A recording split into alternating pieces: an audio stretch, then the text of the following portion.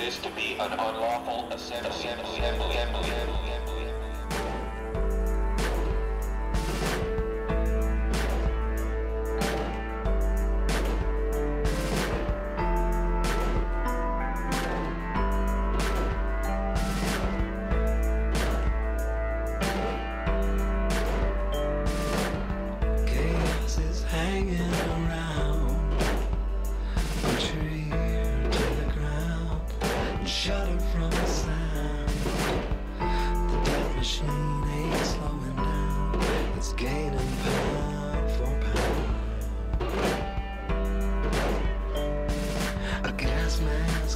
In the summer of rage, they're building mass graves within the states.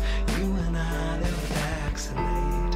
They're preparing us for an all-out police state.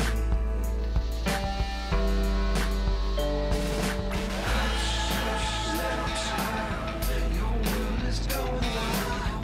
Can't trust nothing but the love in your mind's eye. Salvation's in your smile. Just wish I could be alive to see the whole river rise. Keep the shields up front if you can. Move the units down forward slowly. Test and circle it.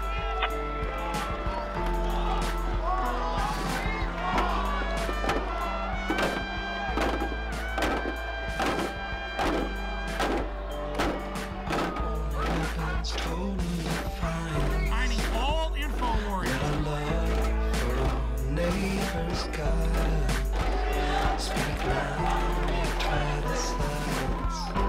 Withhold, they try Go to Pittsburgh now with video cameras. your world is going wild. Can't trust nothing but the love in your mind's eyes. Salvation's in your smile. Just wish I could be alive. See that whole river rise. The Republic is falling right now.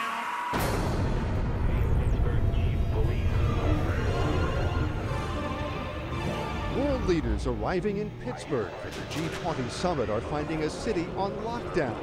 The next moment, my eardrums were blasting, and as that happened, I basically turned around, saw now 40 riot police assisted by military. They're closing in. Run! Get out! I told you!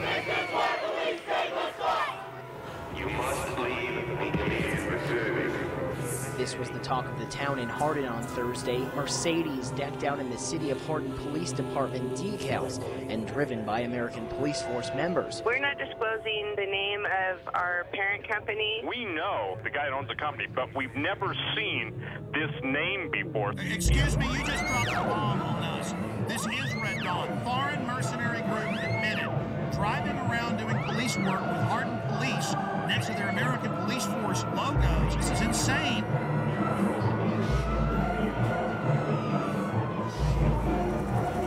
Passengers describe a terror attack and the arrest of a suspect. So he's a controlled asset, and of course it's not a matter of failure to connect the dots. The FBI now has 5 versions of their story. Can you add how they were already getting in Yemen? That's now confirmed.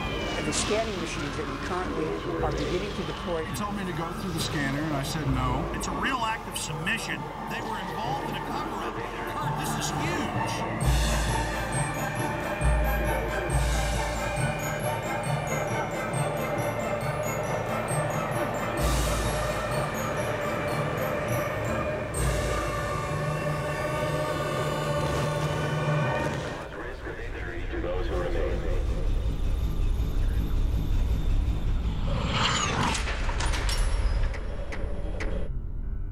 The Federal Emergency Management Agency coordinates the federal government's role in preparing for, preventing, mitigating the effects of, responding to, and recovering from all domestic disasters, whether natural or man-made, including acts of terror. Its beginnings can be traced to disaster legislation passed in 1803 to provide assistance to a New Hampshire town following a fire. Following a string of natural disasters in the 60s and 70s, President Jimmy Carter signed Executive Order 12127 and merged nearly 10 federal agencies into what we now know as FEMA. In March 2003, FEMA joined 22 other federal agencies to become part of Homeland Security. In 2005, Hurricane Katrina hit the Gulf Coast and most notably the city of New Orleans. Federal and local authorities encouraged those who could not evacuate the city to go to the Superdome to ride out the storm, where there would be assistance to take care of them. This is how your government cares for you. This is a FEMA camp.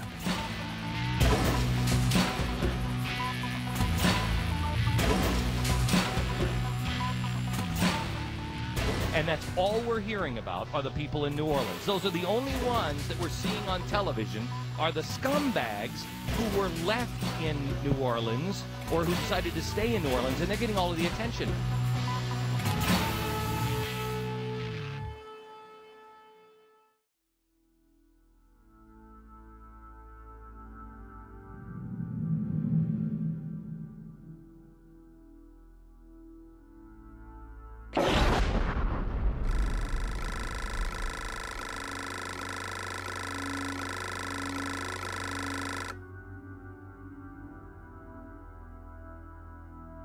I have made 3 police state films.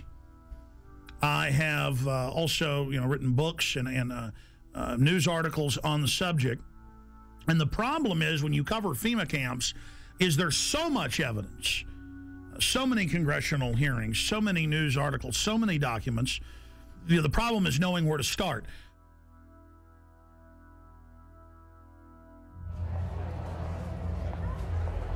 Executive orders.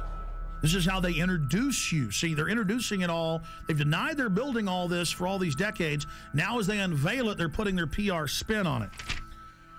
So Executive Order 10,990 allows the government to take over all modes of transportation and control of highways and seaports. That's been reaffirmed under PDD 51, under the John Warner Defense Authorization Act and others. Executive Order 10,995 allows the government to seize and control the communication media.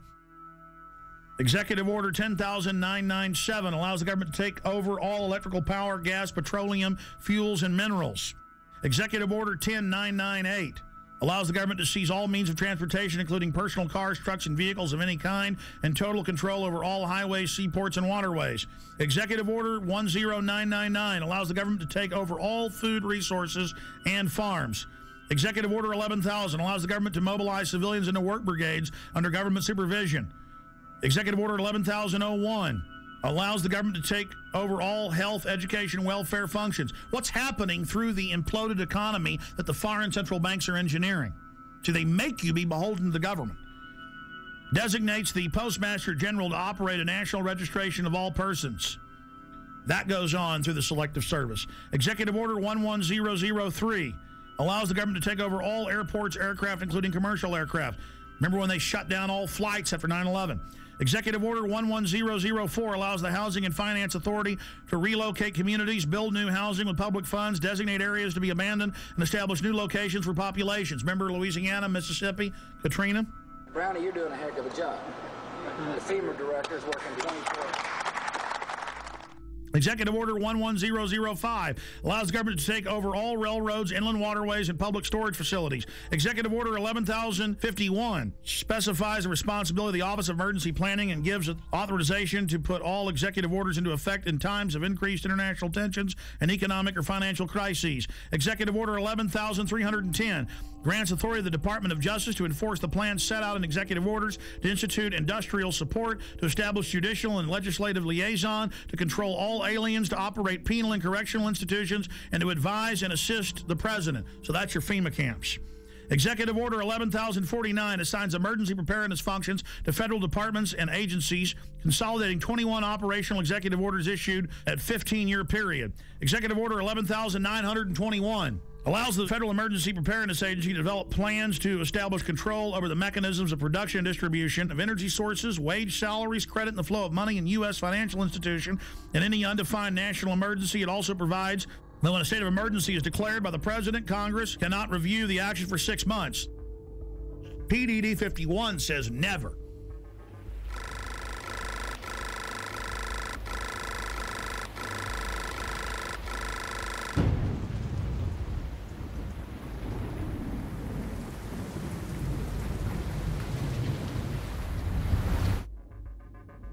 Up on screen are photocopies of the Miami Herald, and this goes back into the 1980s when they had congressional hearings dealing with shadow government and martial law. There's the headline, The Secret Government. And it talks about secret summits, a plan to take over the government. And it shows the people that were in charge of the continuity of government, Dick Cheney and others. And then we have a congressional hearing where we have Congressman Jack Brooks and others during Iran-Contra bringing up the secret plans, and they're told by Congressman Inouye that can't be discussed. It's a national security issue. In the 1980s, the concentration camp program got a big boost. Colonel North, in your work at the NSC, were you not assigned at one time to work on plans for the continuity of government in the event of a major disaster? Mr. Chairman. I believe that question touches upon a highly sensitive and classified area, so may I request that you not touch upon that, sir. I was particularly concerned, Mr. Chairman, because I read in Miami papers and several others that there had been a plan developed by that same agency, a contingency plan in the event of emergency that would suspend the American Constitution. And I was deeply concerned about it and wondered if that was the area in which he had worked. I believe that it was. May I most respectfully request that matter not be touched upon at this stage. If we wish to get into this, I'm certain arrangements can be made for an executive session. And tragically, the only member who got close was Jack Brooks, and he was stopped by the chairman. But the truth of the matter is that, yes, you do have those standby provisions, and the plans are there, and the statutory emergency plans are there, whereby you could, in the name of stopping terrorism, apprehend, invoke the military, and arrest Americans and hold them in detention camps. Throughout history, criminals get control of governments. They use phony crises to enslave the public. And they're taking your pension funds, they're taking your money, they're raising the taxes on you, they are going to squeeze the daylights out of us all, and that's why they're geared up for martial law and to take the media over, because this is quite a gamble by the establishment. You know, we should have grand juries indicting the bankers and having them turn states' evidence against each other, and this whole criminal shadow government, national security state should be exposed. Everything it's engineered, and bring in total tyranny and start arresting people for their speech. So it either goes into tyranny or into liberty. And believe me, folks, liberty is probably where it's going, because this tyranny is so horrible they've got planned.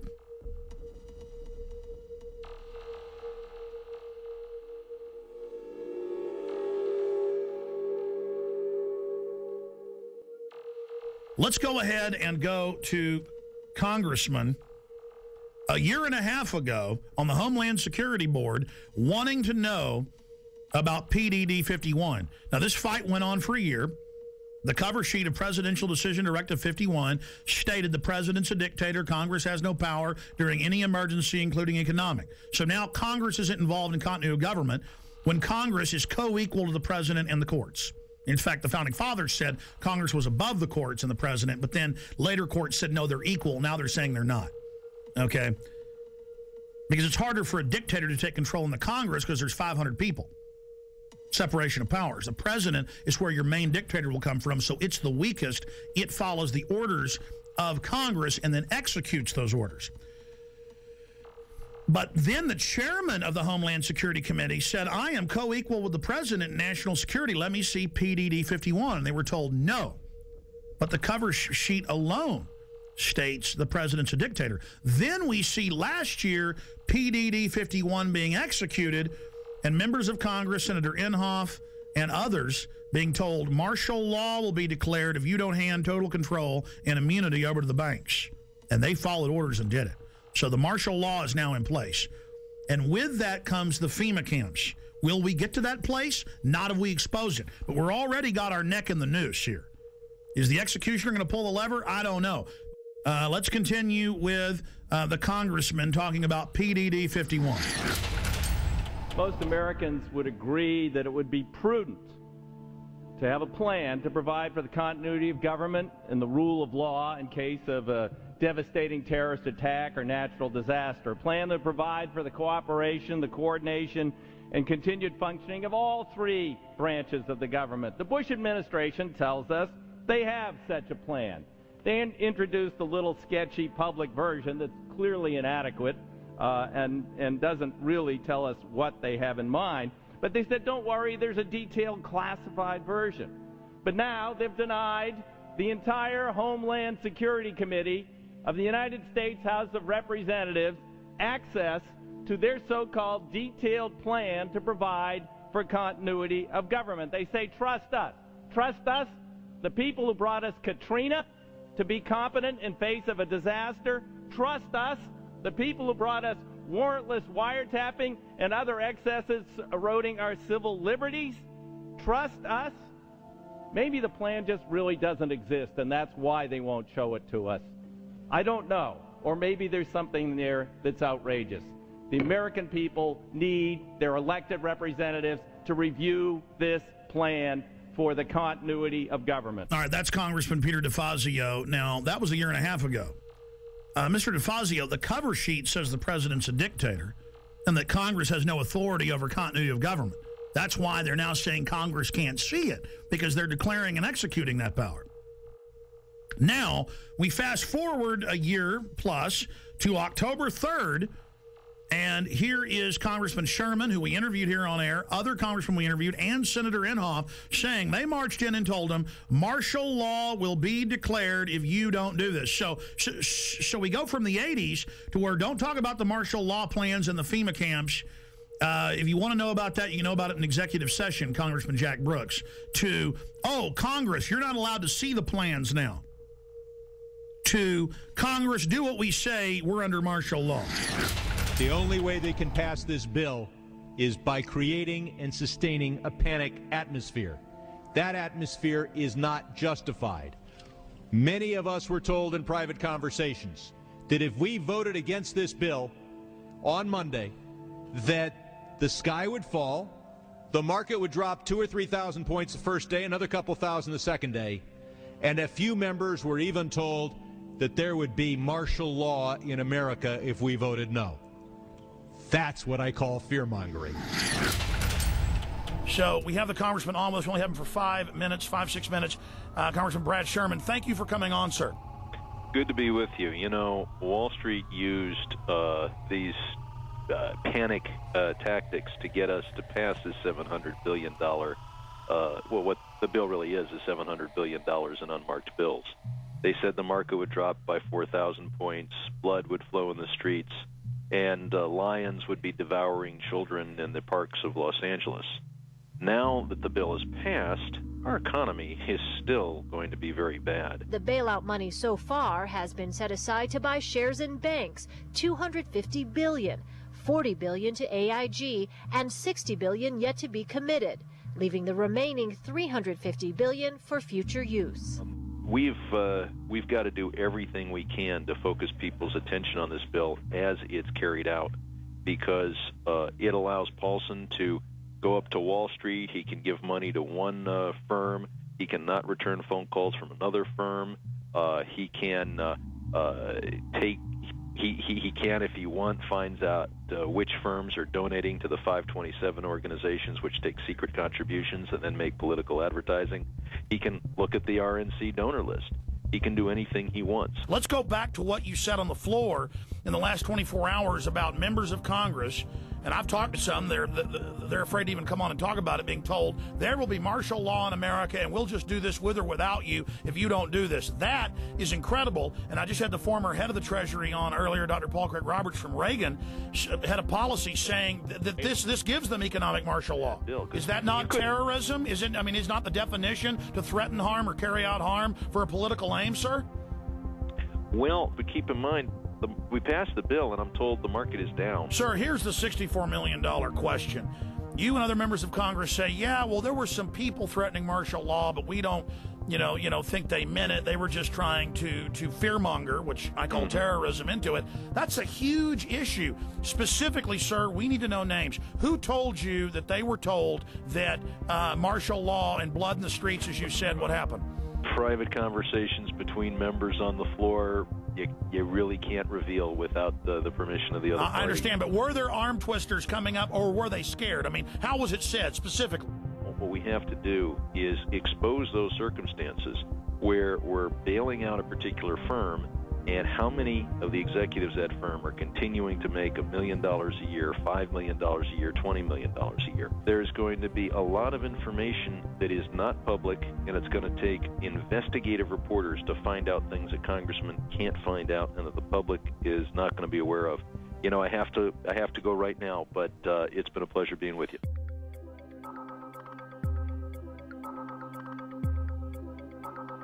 Somebody in D.C. was feeding you guys quite a story prior to the bailout, a story that if we didn't do this, we were going to see something on the scale of the Depression. There were people that were talking about, martial law being instituted, civil unrest, all this kind of stuff. Who was feeding you this information? That's Henry Paulson.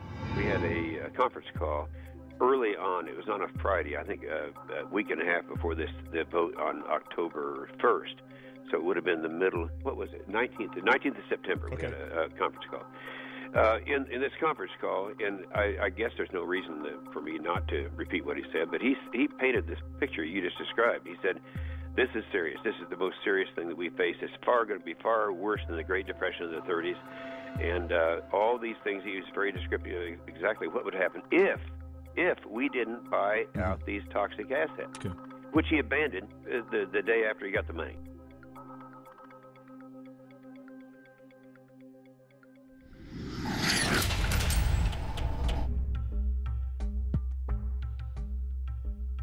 Okay, here's our top story. Obama signed this 7 days ago on January 11th, 2010. And I spent a few days reading over it, checking the U.S. Code, checking the laws that it mentions, and it ties into Presidential Decision Directive 51, signed by Bush. And remember, Congress wanted to get the full Presidential Decision Directive and accompanying executive order. Would be prudent to have a plan to provide for the continuity of government and the rule of law in case of a devastating terrorist attack. The Bush administration tells us they have such a plan. But now they've denied the entire Homeland Security Committee of the United States House of Representatives. And Bush declared national security and wouldn't even let Homeland Security Committee, which is supposedly co-equal with the president, wouldn't even let them have access to it. But the cover sheet stated that for any emergency, including economic, anywhere in the world, that the executive is over the legislative and judicial, over the courts, over the Congress, which is unconstitutional. It's supposed to have separation of powers. The people aren't supposed to be divided, what the government always tries to do. The government's supposed to be divided so that you can't ever get a dictatorship. Well, this is what the founders said. This is what America is. It's why we love the Declaration of Independence and the Constitution and the Bill of Rights. So President Bush signed this national security directive. And it says the continuity of government program will enhance the credibility of our national security posture and enable more rapid, effective response and recovery. And it goes on. The catastrophic emergency means any incident, regardless of location in the world, that results in extraordinary levels of mass casualties, damages, or disruption severely affecting the U.S. population, infrastructure, environment, economy, or government functions.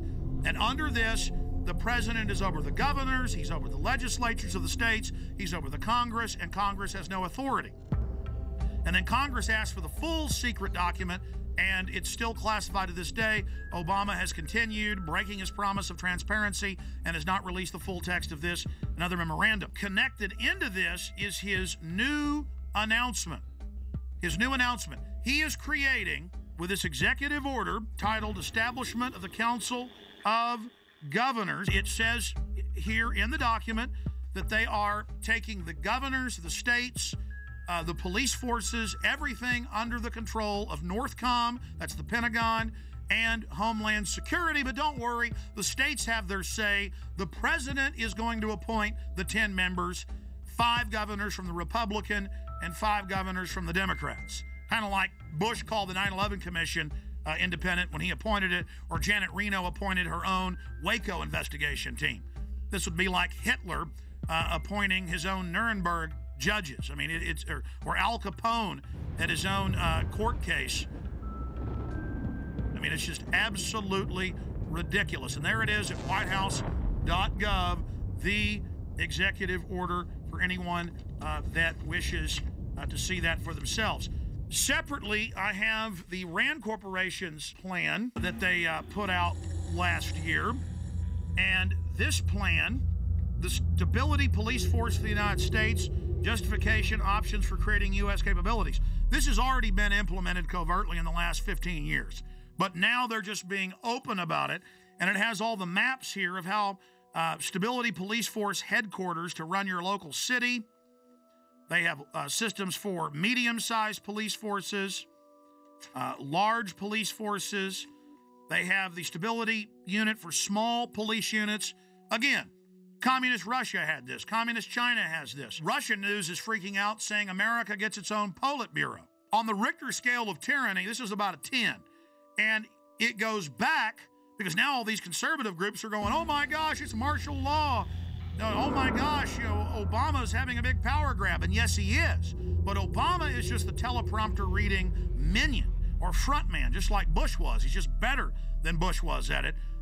It is the system that's doing this. Big central banks threatened martial law in early October of 2008. Give the trillions, not 700 billion, but trillions of dollars. The overriding issue is we are under martial law right now.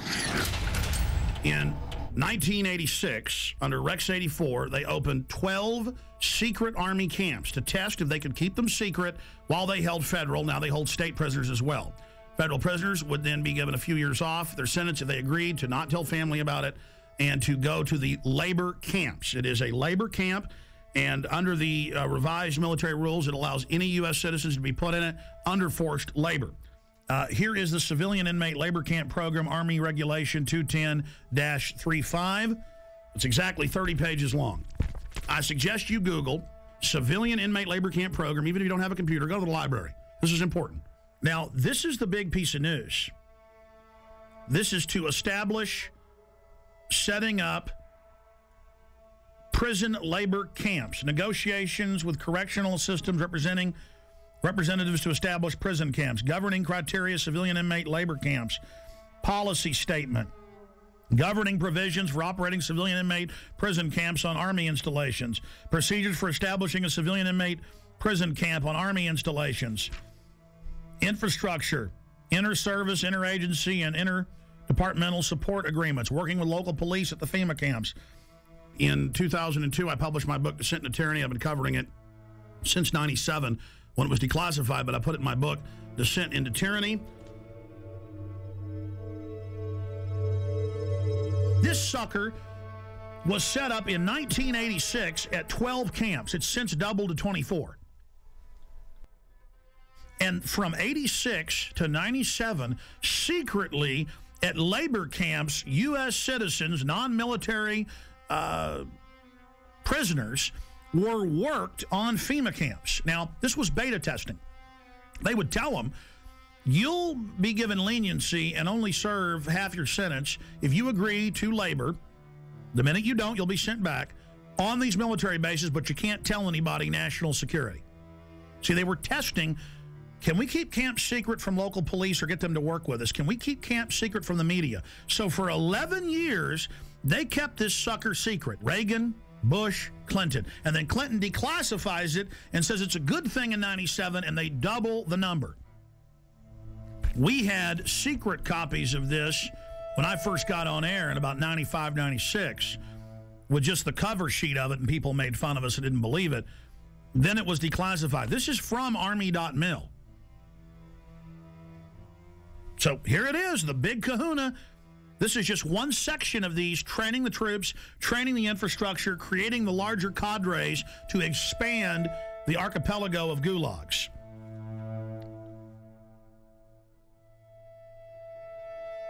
New legislation authorizes FEMA camps in the United States. and it says 6 major camps across the country with hundreds of sub-region camps. Now, if you watch my films and read the documents we put out, that's exactly what we said the camps are and how they operate, because we reverse engineered all this.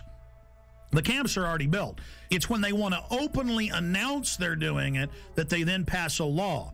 And they say, oh, all these shut down military bases that they've been keeping refurbished and putting barbed wire facing in and putting in showers and bunks. And we knew that those were to be the FEMA camps, because in the FEMA documents and the congressional leaks and from people that worked at the camps, we knew, and we would list the camps.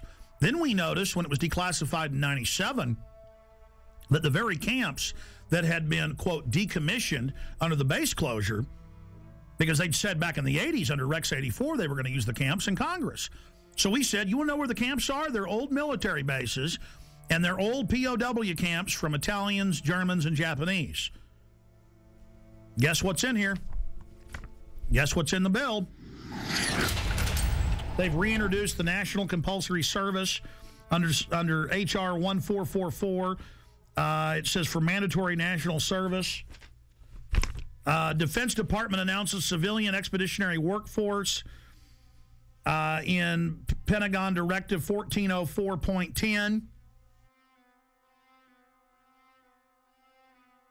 It says management retains the authority to direct and assign civilian employees either voluntarily or involuntarily or on an unexpected basis to accomplish DOD mission. So, see, they're saying they're going to create a 7 million man. That was in the New York Times. The Congress said. I kept saying 1 million because Obama said as big as our army, as big as the military. That'd be 1 million people. They say 7 million now, and that they're going to draft you into this, and they'll decide, no more draft boards, if you stay here or if you go overseas.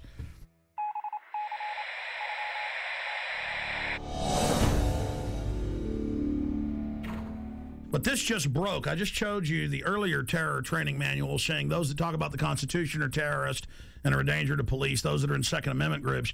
Here is the MIAC strategic report, and this is 2/2009, the modern militia movement. And they mix in here people that believe there's 9 FEMA regions, people that believe there's a NAPTA superhighway, and they show the official NAPTA superhighway map the government put out. Doesn't exist. Those that don't want RFID chips being planted with them, and they mix it in then with white supremacists and others, and they say, we want you to understand the terrorist symbols. It's don't tread on me flag of the Founding Fathers. You know, the flag of the Founding Fathers, all of it. We're going to go over this. This is amazing. They say in there that there is, no such thing as a New World Order banking takeover, as hundreds of newspapers a day say there will be a new bank of the world that you pay carbon taxes to.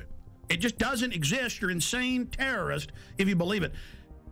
I remember my grandfathers, and it was normal just when you were at the dinner table, or even my dad, to explain how governments work and how history worked, and they taught the military. You don't have the military on the streets, and we're here to defend the Constitution, Bill of Rights, not what the president says if it violates that. And we've gone from that now to a strategic report, 2/2009, the modern militia movement. And then they mix gun owner groups, pro-gun groups in with white supremacists. They say those that believe in a new world order. These theories vary, but most always involve a globalist dictatorship. They show, and I'm putting on screen right now, official North American Union SPP maps that have been on CNN of how they're going to have every major highway be an international toll road from Mexico up into the deep north of Canada. And they just say it doesn't exist. These people are insane. I mean, this is a high level of psyop, isn't it, Gerald Celente? Well, that's the way they always do things. They lump them all together, and it's one size fits all. I have a question. Do you believe that the military will fire on its people? They're going to stage riots, and then it's going to look like, oh, they stopped the riots. It's reasonable to set the precedent. Like, oh, we do have FEMA camps for medical care and where you can stay. The troops are here to help at car wrecks. That's how they're rolling it out. And I believe that I think the way they're going to manipulate the military, I think a lot of them are going to fire on U.S. citizens. Because that's a question we're going to pose in the Trends Journal in the next edition. And I happen to agree with you. They'll stage riots. We always see these people that they call anarchists that always have black, always have dressed in black and have masks on. They've been caught being police sorry, go ahead. No, exactly. No, I agree with you. And I think that they are going to fire on the people, unfortunately. No, don't shoot me, please! Don't shoot me! I haven't done anything! Don't shoot! In this training manual that's going out to police everywhere in the country, it has a, don't tread on me flag. It shows America, freedom to fascism, and the film Zeitgeist in it.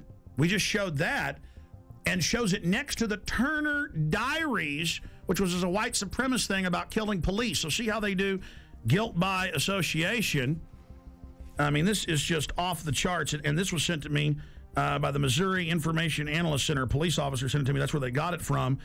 And I've seen these in Texas versions and others. It's the same thing, but they're updating it.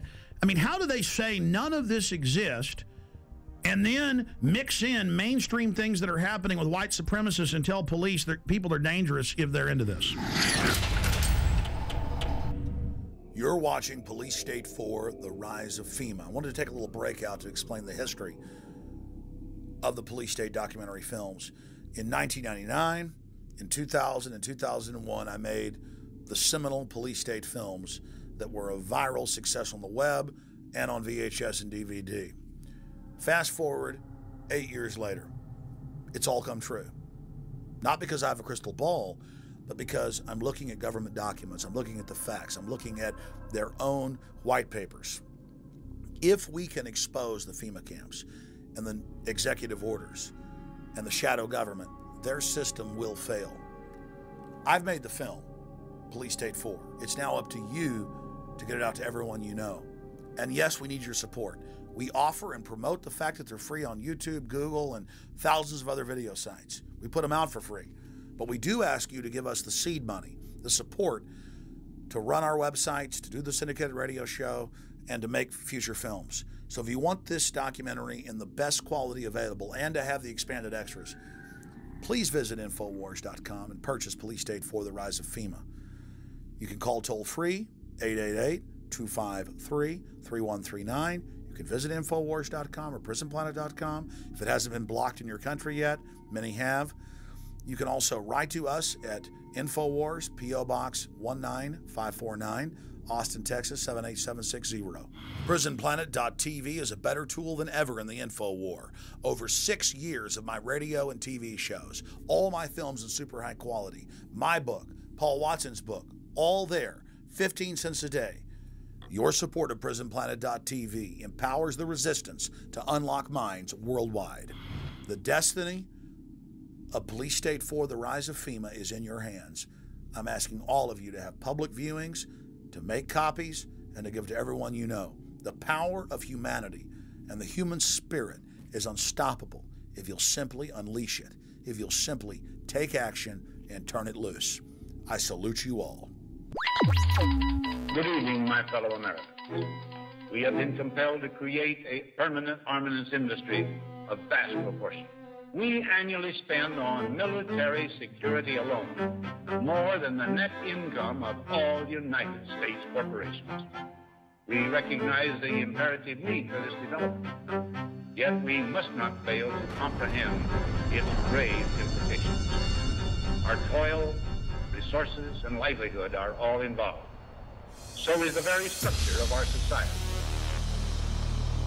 In the councils of government, we must guard against the acquisition of unwarranted influence, whether sought or unsought, by the military-industrial complex. The potential for the disastrous rise of misplaced power exists and will persist. We must never let the weight of this combination endanger our liberties or democratic processes. Only an alert and knowledgeable citizen can compel the proper meshing of the huge industrial and military machinery of defense, the prospect of domination of the nation's scholars by federal employment, project allocations, and the power of money is ever present and is gravely to be regarded. We must also be alert to the equal and opposite danger that public policy could itself become the captive of a scientific, technological elite. We cannot mortgage the material assets of our grandchildren without risking the loss also of their political and spiritual heritage.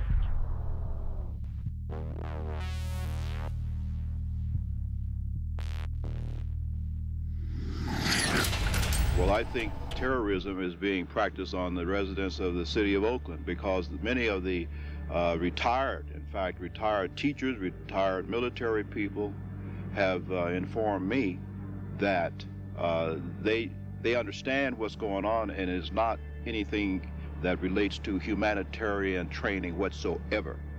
This is a psychological, as we in the research community say, this is a psyops. They're preparing people for what is coming, not what is being presented today. So you're saying they're preparing people to accept it with incrementalism? That is correct. Like the old frog example. You know, you put the frog in the water and you just gradually continue to raise the heat on the water until the frog is cooked. And that's the way it works. The problem is that the local people in general, just will not take their heads out of the sand. I'm going to tell everyone I can, listen, we have a serious problem. And it's called a police state. It's called a police state.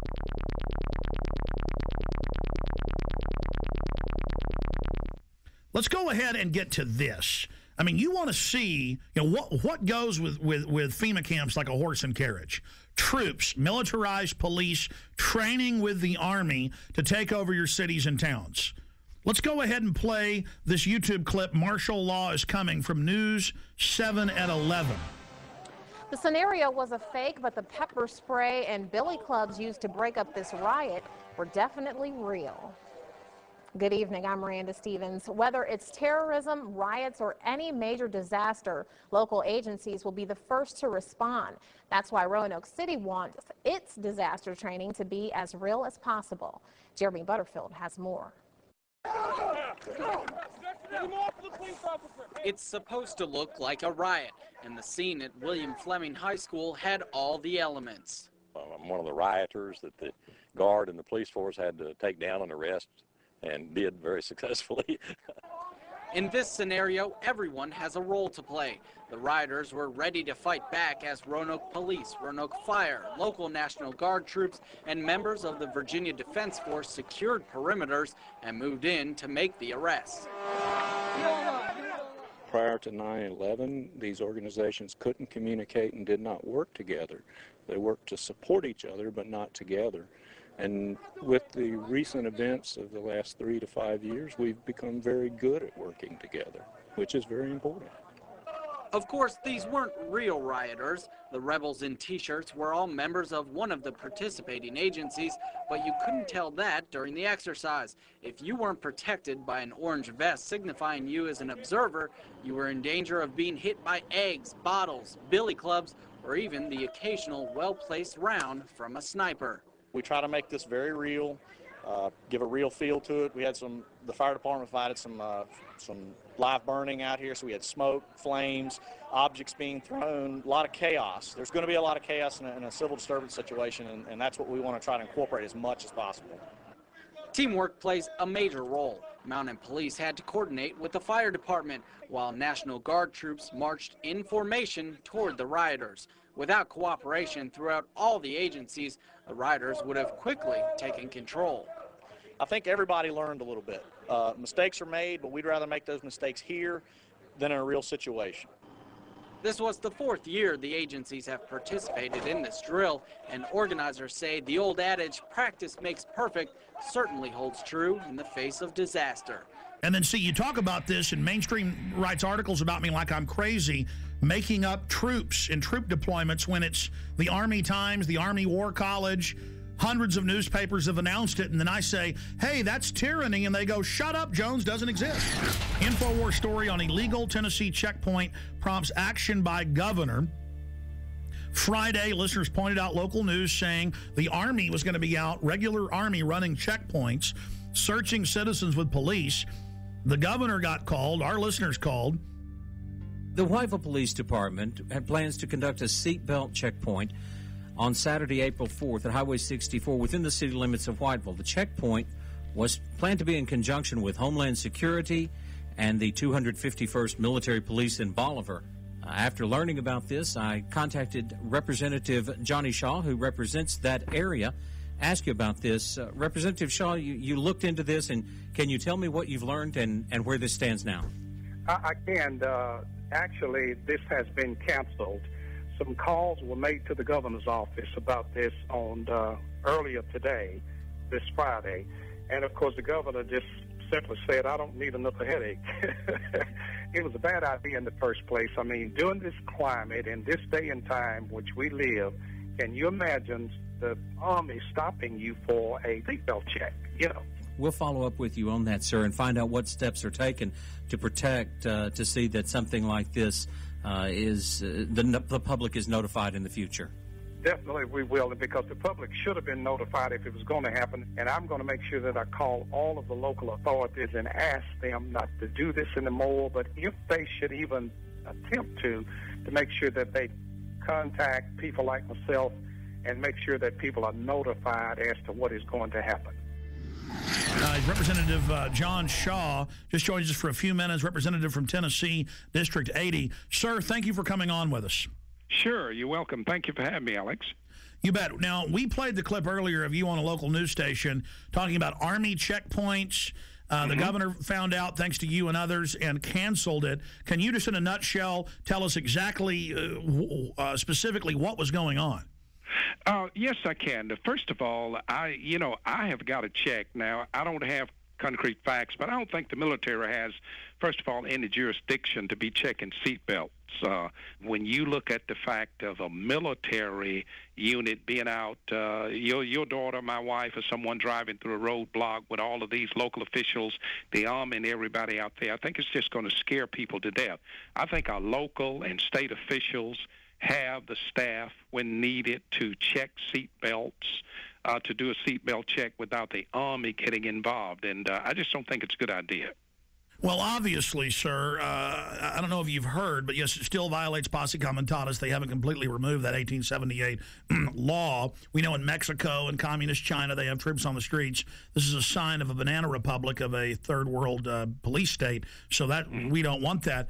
But the larger issue here is that they've announced Homeland Security wants to put 20,000 regular Army troops to patrol America. The Naval War College, the Army War College has said their new job will be engaging us, combat with the American people to stop an insurrection against the banks. So, A, are you aware of that? B, can you tell us specifically what units, why the Army was going to be out running checkpoints? Well, I got this news late on Friday, and when I got the news, I immediately jumped on it to try to call some local authorities that I knew first to see what was going on. And when I made the call, I found out at that point in time that the governor had already made the decision to cancel this, and which I was very proud of that. But I am not aware of Homeland Security doing this. I did hear that they would be involved in this roadblock issue on last Friday, but I am not aware of the other part of the question that you asked. Okay, specifically, though, when you talk to the local authorities, whose idea, where did it come from that regular Army is going to be out running checkpoints? I mean, a checkpoint is unconstitutional if you don't have warrants and it's random for the police to do. Now the Army? I mean, again, sir, this is suddenly happening everywhere. This is part of a larger plan. So we as detectives are asking you, any other little tidbits you've got about who was behind this? Well, and I don't know, Alex. I can't answer that question other than the fact that it was going to take place in a little area of my district in a town called Whiteville, Tennessee, which would lead me to believe or to assume that the chief of police there was the one who orchestrated this idea. Was the state involved?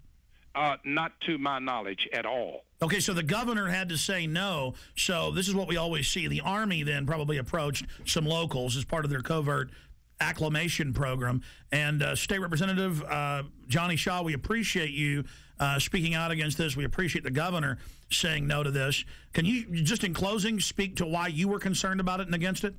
Well, again, I was concerned because I think in this economic climate, or in this climate that we are in, well, can you imagine your wife, your daughter, my wife or daughter, even son driving up to a checkpoint with Homeland Security, the military police, the state police, if they were involved, and then, of course, all of your local authorities, it's going to make someone think something bad has happened in the community, and I just don't think this is a good idea. I think it would have been a scare tactic that would have been hard for some of our citizens to get over, or maybe some of our senior citizens, and I'm totally against this kind of a tactic, and I'm going to do my best as a state representative to see that this does not happen again in my district and hopefully nowhere in the state of Tennessee.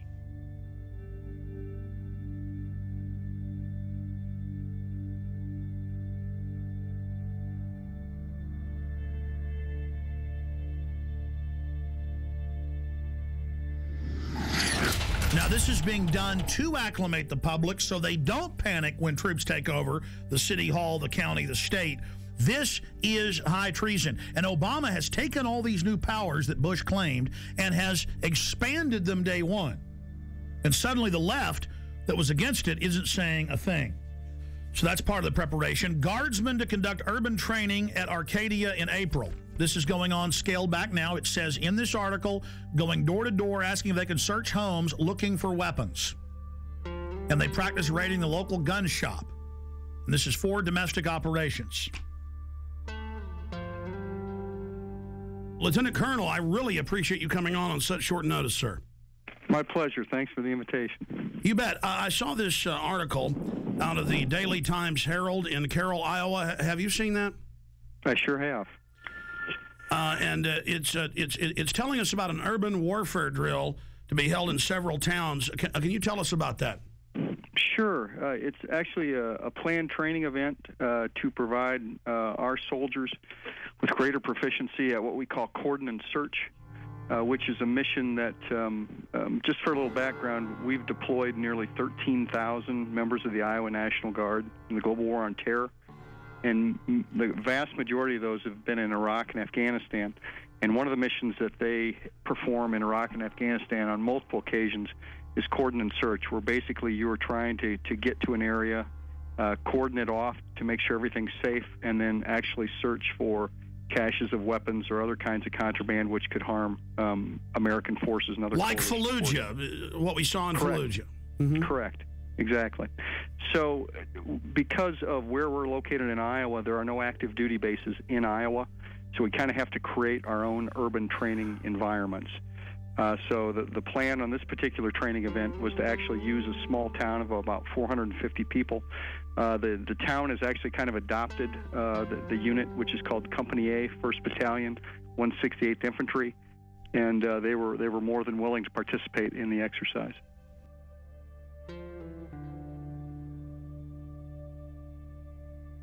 Going through this article, I mean, explaining exactly what they're going to do door to door with the houses, what the checkpoints are going to be simulating. Sure. When you're talking about cordon and search operations, you've got several different rings of security that you've got to provide in a particular area.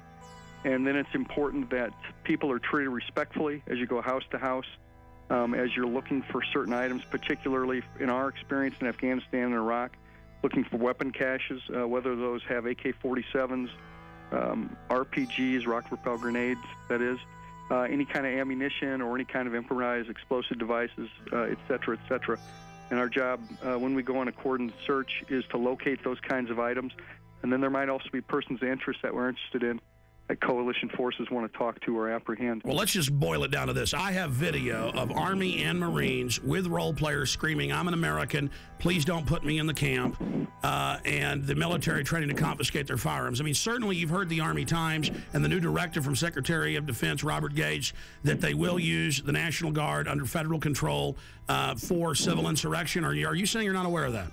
No, I'm certainly aware of that, absolutely. But I think you have to look at the role of the National Guard historically. Is that historically we are used in states for disasters overwhelmingly. And our job is to, number one, be ready for our mission federally, which is to go to war. And number two is to help our fellow citizens here in the United States of America. Those But are the Army things that we prepare for and train for. The Army War College 3 weeks ago issued a report saying they're shifting a lot of their focus to engaging the American people and directives on engagement with the American people under NORTHCOM. Well, you got to remember that the National Guard, 99% of the time, if you're talking about peacetime, belongs to the state in which they are located. Only on occasion do they become federalized. One of those examples, of course, is being mobilized and deployed to go to war or peacekeeping or other kinds of federalized missions. But other than that, the National Guard generally in peacetime belongs to the governor of that state. Well, you're pretty informed on all these issues. Obviously, you're right in the middle of it. Did you hear about the mainstream news articles about Marines in California and other places helping at DWI checkpoints with citizens? Would that violate posse comitatus? I'm not aware of that. With respect to active duty military, that's called Title 10 when you're on active duty, and they're not allowed to participate in certain kinds of operations under the Posse Comitatus Act. Does that sound like freedom to you all over the country to have the National Guard at big events like at the Kentucky Derby and the Super Bowl searching bags? Well, I think if you're talking about keeping Americans safe, it's our job to do whatever we can to help them with that. And if our job happens to be to detect weapons of mass destruction or other kinds of things that could harm a great deal of people, that's what we do. Now, here's your Pentagon Channel report. The Kentucky National Guard was part of the massive security force required for this weekend's Kentucky Derby. Officials say that 360 Guard members were on hand at Churchill Downs to help support law enforcement efforts for the first leg of horse racing's Triple Crown. Now, the troops took care of crowd and traffic control, provided 3 choppers and crews for aviation support. Officials at the track said that more than 150,000 fans turned out for the race. Police only had to make 44 arrests. International media, government staffers, and protesters. Thousands of them, all waiting for the G20 summit to begin. World leaders arriving in Pittsburgh for the G20 summit are finding a city on lockdown and already hit by violence. By order of the City of Pittsburgh Chief Police, I hereby declare this to be an unlawful assembly. I order all those assembled to immediately disperse. The G20 basically represent the largest nations which participate in the Western banking cartel, which I feel is behind a lot of the pain, anguish, and misery that exists in our world today. They would like to come up with one central bank for the world to replace the dollar standard, and also have international regulation, a massive expansion of the WTO regulations into the financial markets. You must leave the immediate vicinity. If you remain in this immediate vicinity, you will be in violation of the Pennsylvania Crimes Code, no matter what your purpose is. It's hard that it's setting up as like a us versus them when we're all in the same class. We're in it together, and they're protecting the interests of the world's billionaires. Anytime I've been on a march or anytime I've been arrested, it has been peaceful on our side. It's the state are the ones that cause the violence. You must leave. If you do not disperse, you may be arrested and or subject to other police action. Other police action may include actual physical removal, the use of riot control agents and or less lethal munitions. Ladies and gentlemen, this is breaking news. Do you know why my crew is not live with us right now, why they were out of contact? They are under sustained LRAD sound cannon attack. They roll these out at tea parties in California and other places. First time I saw them was 2004 in New York.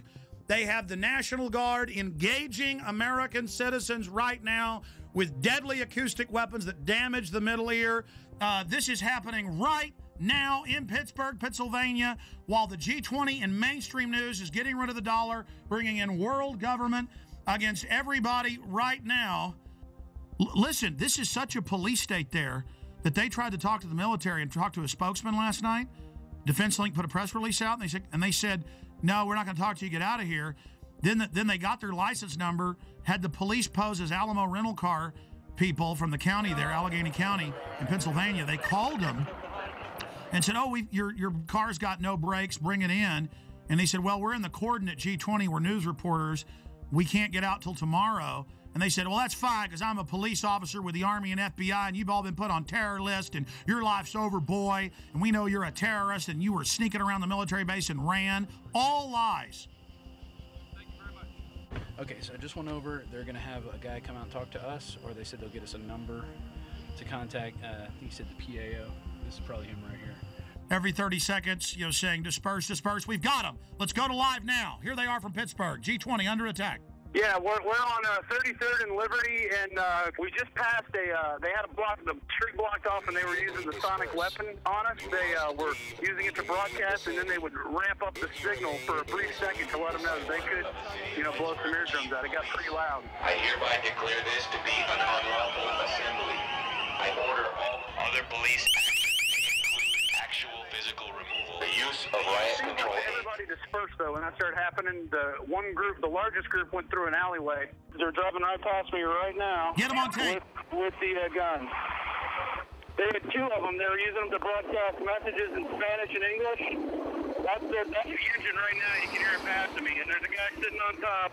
The police I'm seeing now are in full riot gear. Are they the police, though, wearing the National Guard bottoms? It looks like Border Patrol. I've seen Border Patrol here, too. They have the dark green Border Patrol uniforms. So federal police in the middle of Pennsylvania. I find it very ironic that it's happening on Liberty Avenue. Very ironic. Burmis, I want to be clear about this. They were shooting you guys with this. Douglas was saying it was hurting. What was this like? The decibel level was very, very high. One moment I was covering the front of the protest. The next moment my eardrums were blasting. And as that happened, I basically turned around, saw about 40 riot police assisted by military, and I ran up and I got all the footage I could. Every once in a while I'd have to take There you go, assisted by military. So this is the military attacking the American people, because in every news article I see, they're together. So that's key for the article Watson's doing. The military was with them. Yeah, absolutely. I mean, they were in military fatigues. SWAT is also here. I got a good shot of one of the military personnel who was on top of the Pittsburgh paddy wagon. Basically, most of the Humvees in the military were cordoning off at checkpoints on main streets in the main city of Pittsburgh. They were in full military fatigues. I mean, these weren't just the pants. They were the tops. There's no doubt that there's military here, Alex. I approached them. I asked them what their mission was. What's the mission? You can't say. Sir, what would you have to say to critics that say this is a violation of posse comitatus? I'd say that you need to talk to my PAO. You know what posse comitatus is? No. No? Separation of military and police? Be the first military guy to tell me what it is. I've asked about a dozen today. No, but nothing, right? And it was the standard boilerplate answer of, we're just following orders. We're just here to support law enforcement. That's all we know. We're here to protect United States citizens' rights to a peaceful protest. Unbelievable. Global leaders meeting openly in mainstream news to get rid of the dollar and bring in, quote, global governance. This is the end of our country, and the police and the military are acting like people that don't like it are pure scum and terrorists because the DHS has trained them to do that. Here come the anarchist staging. Here they come right now. They just grabbed the dumpster. They're flipping it over. Video it. I got it on tape right now. Oh, I don't want to put you in danger, Jason, but if you follow that stinking Fed, is it a big guy? It was 3 people, and of course they had masks on, Alex. Briefly, tell folks about last night. You guys pull up to the gate. You asked to talk to the public information officer. They called the police and lied and said that you were sneaking around. Yes, sir. How's it going? We were responding to a news story that the National Guard was going to be massed to go into Pittsburgh. And can we get a comment on that? Sorry, we can't make any comments, sir. Do you have a press guy we can talk to? Yeah. We then pulled off to the side of the road where they instructed us to. We waited around 15 or 20 minutes. A representative came back. Immediately, he was hostile towards us. He did not like our credentials. Hey, guys. Hey, good evening, sir. What's up? Look out your head. How you doing? My name's Rob. Okay. We're out of Austin, Texas, Channel 10. Okay, can I see your credentials? We tried to get as much information as we could. He refused to answer our questions, so then Rob asked him for his information and where we could contact him. Tomorrow, if we could get a word with him, he then gave it, and we left. Speech, freelance reporter? Yes, sir. Okay, so what are you looking for? Well, we're following up on a report that we got, and it's that we read. It said there's 2,500 troops that are going to be deployed into Pittsburgh for the G20 for security. Once again, do you have? I'd like to talk to your editor. I'm more than willing to do this. So you got somebody back at the station I can talk to? guys have credentials for the G20? I can't. The middle of the night, you come here tomorrow. We'll see what we can accommodate you. We're not going to. I mean, we only got a few questions, man. Yeah, we just have like 4 questions. The answer's no. Not going to comment. No, I'm not. That's okay. We're going to deny the interview. If you get some credentials or get some that I can work with, I'll do the interview. We didn't run away from anything. By the time that we had left, turned around, and exited the main military facility, there was another car parked on the other side of the road, waited for us to pass, followed us for an exit, then got off. And then we were shocked when Douglas got a call trying to entrap him and have us go return our rental car for quote-unquote 2 more free days. When we didn't fall for that, he then came clean and said he was actually military personnel, and he wanted to know whether or not we were terrorists, Alex. And then he told Douglas, you're on a list now, pal, for the rest of your life. Yeah, he did. With pleasure. You ran from them. Is that true? Absolutely not. Can I have your name and number so we can call you tomorrow? Sure. Okay. 17821. Chris Cleaver. All right, thank you. Okay. Thank you. I need all info warriors, anyone in the Northeast, anybody in the Midwest, to go to Pittsburgh now with video cameras. The troops are bought and paid for by offshore banks. The Republic is falling right now. They are openly destroying our precious Republic right now. They are openly bringing in martial law. They have troops deploying in every major city.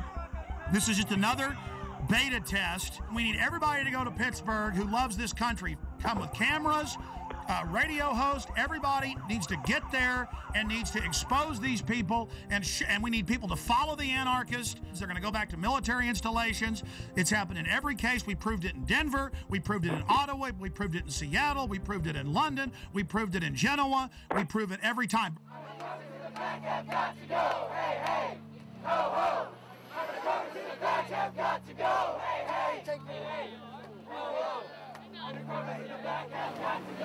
funny to mock our first right? To think that's funny. Remember Penn State! Remember Penn State! Remember Penn State! Remember Penn State! So you guys take an oath to protect the Constitution, that you're blocking peaceful protesters. My son would never do anything like this to his own people. Hey, Alex. Cindy, you've now been hit by the Army and police. This is like Kent State with sound weapons. This is huge news, and it's nowhere on TV. Cindy, tell us what happened. We're just trying to get to downtown so we can exercise our freedom of speech, Alex. And they're blocking peaceful protesters. We don't have any weapons. They're blocking us with the most disastrous, horrible weapons that they can think of. And so, yeah, it's just really awful down here. They have your LRAD. The LRAD was used in Iraq and Afghanistan against insurgents. You're now using these weapons against the American people. How do you feel about that? This is all about training you that you're not supposed to protest and demonstrate. That's why the police pose as anarchists in every case. They've been caught over and over again. This is how the Republic falls, with the stormtroopers in the streets and the world leaders coming to our country to sell it out and the mainstream news reporting it. You guys are hurting your own people. I order all those assembled to immediately disperse.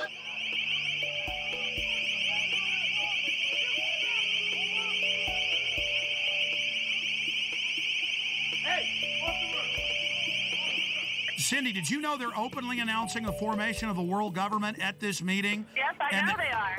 The head of the EU even spoke out against it, Klaus, at the UN yesterday, and they're openly announcing the end of the dollar. Those troops don't know that their whole savings and their whole family future is gone, and there they are with pleasure, guarding the very government that is illegitimate and criminal. The troops are out here.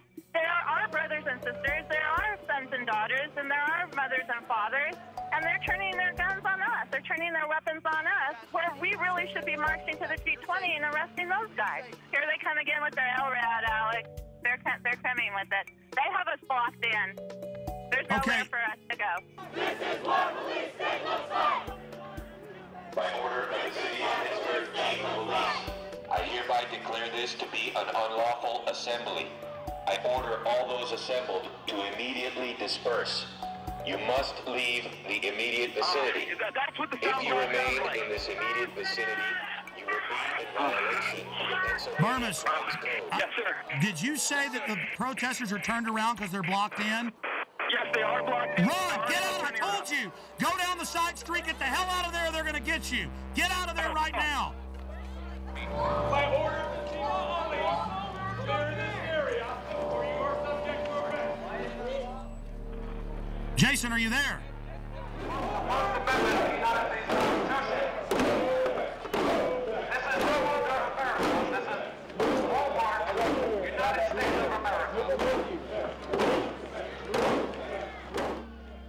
Amazing to have Burmis and Cindy Sheehan and all these people together. They're standing against tyranny. She lost her son. And the military will follow orders, and that's all this is. And there are the bankers openly setting up world government, bankrupting us by design. It's really happening. Well, here's the Examiner newspaper reporting on these sound weapons at the Tea Parties.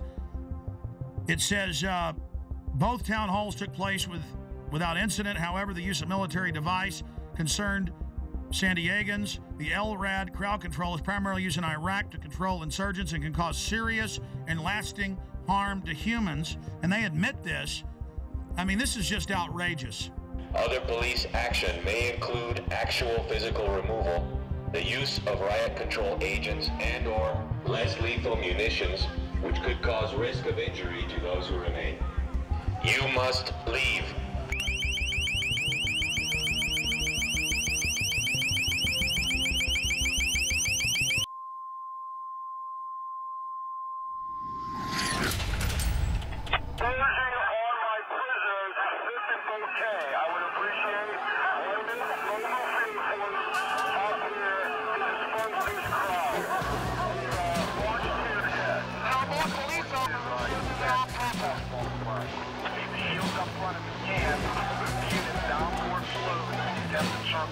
We have units coming up through the park. Pushing towards the park.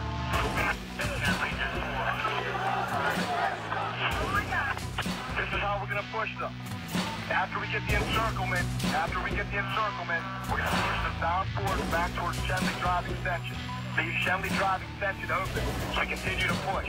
Then we'll establish a skirmish line along Chemley Drive Extension.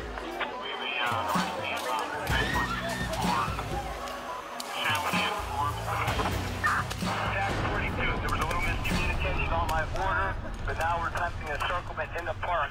The police began to charge following the initiation of a tactic they called kettling. So called as to reflect the purpose of a kettle, to hold in water and heat it until it attempts to boil over. They're closing in. Get out of there. They're going to arrest everybody. And the police, he said, at the last thing, were coming from 3 ways, blocking them in. That's what they do. They corner you and then attack. Stand by for gas deployment.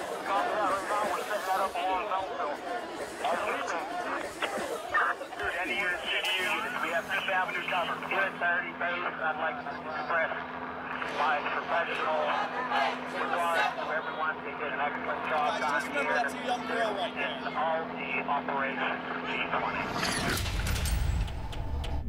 Now, let's go ahead and go over these articles. Brigade Homeland Tour starts October 1st. 3rd Infantry's 1st BCT trains for new dwell time mission. Helping people at home may become a permanent part of active Army. And then you read this, the Washington Post reported it, everybody else did. It says, for riot control and civil unrest during a collapse of society. Then the Army War College came out a month later and said, yes, we're preparing to engage the American people. So there's that going on. So they have to have troops to take you to the FEMA camps. Washington Post, 20,000 more U.S. troops to be deployed for domestic security. They then expanded and said it won't be 4,000 troops, it'll be 20,000. Now they're saying, oh, it'll be 40,000 regular Army troops. The very troops that were in Baghdad doing gun confiscation, the very best troops they've got. Here's another one. Marines admit security force to operate inside U.S. This directly from the Marine Corps' own website. And they did it with role players, practicing confiscating people's guns. Here's another one. Unit learns skills to fight different enemy. And this is out of the American Force Press Service. See, this is all part of acclimation. And then in a four-state area in the Midwest a few months ago, there was a report about the Army suddenly locking down parts of cities and doing, and then the disgraced Governor Blagojevich announced about 5 months ago, before he had that big scandal, and we played the newscast here where he said we're going to have the Army go door to door confiscating guns in Illinois. And then we have the first time the Army got called into New Orleans, going to the high and dry areas with the police and FBI. All the weapons will be taken. No one will be allowed to be armed. And then putting people in handcuffs that had guns, taking their guns. Today in New Orleans, they got a lot tougher on the holdouts. Police department, anyone home? Not only the flooded areas, but New Orleans' driest and wealthiest neighborhoods, too. Police department! The police and National Guard going street by street, house to house. We need to make sure, too, that whenever we knock on the doors, people refuse to leave. We need to make note, call it in. They say there are no orders to use force, just strong persuasion, sometimes entering open houses with guns drawn, and instructions to disarm anyone inside. You said guns will be taken? Yeah, no one will be able to be armed. We will take all weapons. That happened today in this wealthy neighborhood where homeowners had armed themselves to protect their mansions. Residents were handcuffed on the ground. In the end, police took their weapons but let them stay in their homes. They were a little bit threatened because our weapons were bigger than their weapons. For many of the police and guard troops, it is an uncomfortable job to do this in an American city. This guard unit occupied a church, using it as a base camp. They had to leave a note because they could not get hold of the pastor to get permission. It is surreal. Yeah, you never expect to do this in your own country. Chris Montgomery says he'd rather be in Iraq than patrolling American neighborhoods. Walking up and down these streets, you don't want to think about the stuff that you're gonna have to do. Somebody pops around the corner. I mean, shoot an American. Yeah. I mean, that's on record. That happened. This is what they're training for. This is what they do the first chance they get. Stop living in denial. Attention, attention, attention. American forces are here to help. Remain calm. We will not tolerate civil disobedience.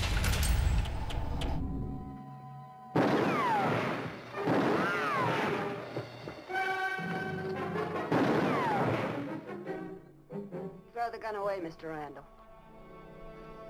Go on, throw it. No tricks, mister.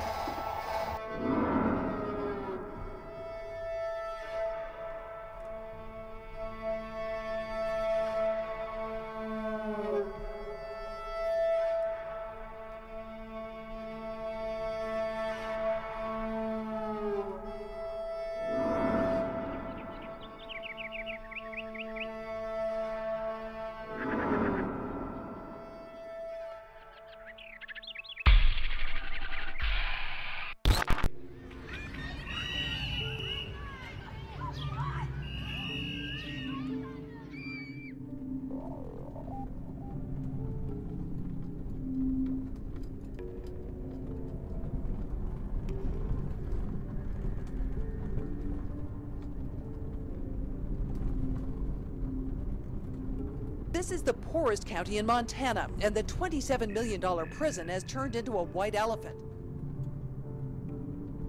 Because there are no prisoners, Glenn and Ray Perkins got laid off after moving to Hardin to take guard jobs.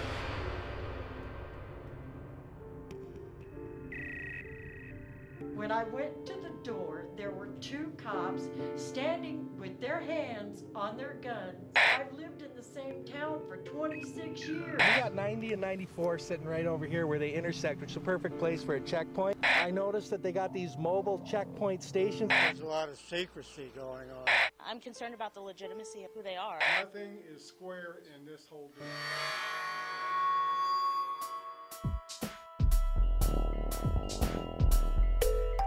I cannot let my grandchild grow up in this kind of thing.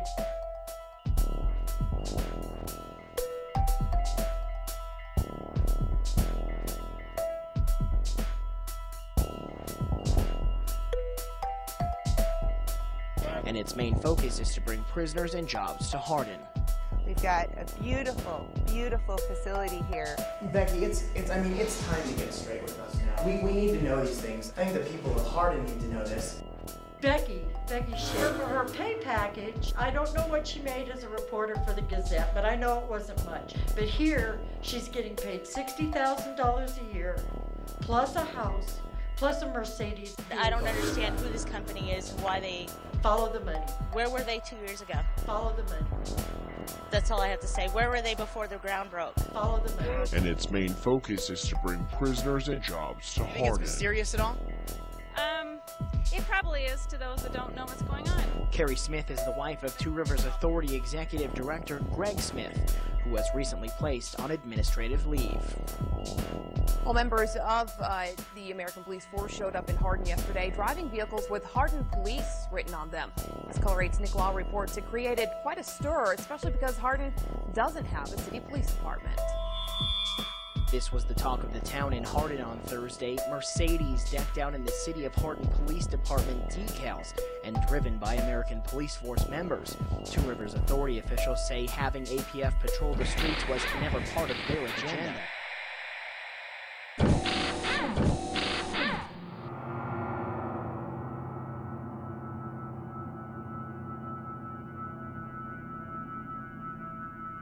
Tell people what's really happening here. Well, first of all, Alex, around the country, and it's not just in Montana, but specific areas are being identified as staging grounds. And just recently, we had 12 Tajikistan troops on BMWs. These are the same BMWs that you and I talked about meeting. And by the way, the UN admits their main force is Tajikistan, Uzbekistan, and Egyptian and Pakistani. That's their main UN force. Well, Steve, we know in Serbia they've had black sites, the secret ghost sites with the kidnap, snatch and grab people. Absolutely. We know that they're in Tajikistan, Uzbekistan, Pakistan. We know they're in Egypt. We know they're in Germany. We know they're in Poland. We know they're in the Czech Republic. We also know that they are in other areas. And so this fits the classic MO where they use these private ghost contractors to run this. Oh, I'm having trouble right now even dealing with this and processing it. Man, talk about Spookville, CIAville, black sedans running like roaches when you flip the light on at 3 a.m. in your apartment and there's like big fat roaches going. And they're like, ah! Now the locals are getting upset by these black Mercedes SUVs that have Hardin, Montana on them and then the double eagle crest just announcing we are your police.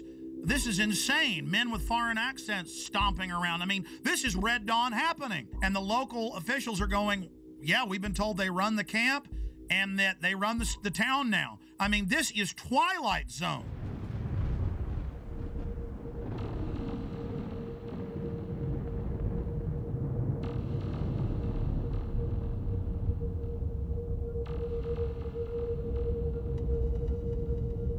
We're going to go to phone calls here in just a moment. Let's talk to Diane in Montana. Diane in Montana, where this is going on. But as Steve said, it's happening everywhere. Diane, what's your info?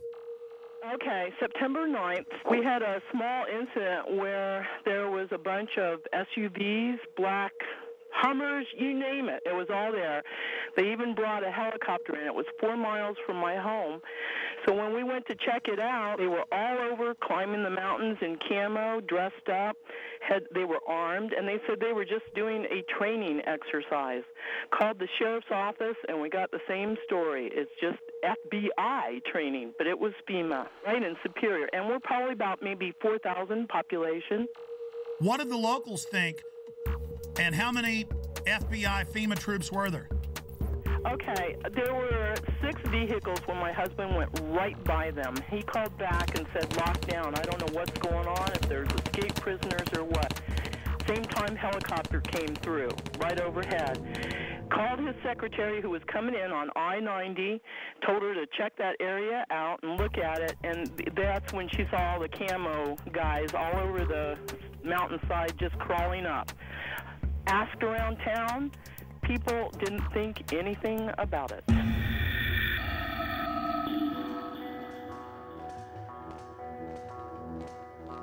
We now go live to Alex Jones on the ground in Hardin, Montana. Alex? Okay, we just got a tour from Becky Shea, the former Billings Gazette reporter that's now the PR spokesperson for this facility for American Police Force. She admitted that it'll be a foreign paramilitary mercenary training facility. She admitted that it's going to be a detention facility. The point is this is just off the charts. They're now doing massive damage control. They're about to give us a tour of the outside of the facility. I just got a tour of only one wing of this gigantic $27 million facility. They would not let us into most of the areas. Just while I was in some of the offices, I saw blueprints, I saw documents. I'm just going to leave it at that. But this story is definitely the mother lode. This is definitely a black site / ghost site in the United States. They plan to have this be a ghost site, but locals blew the whistle.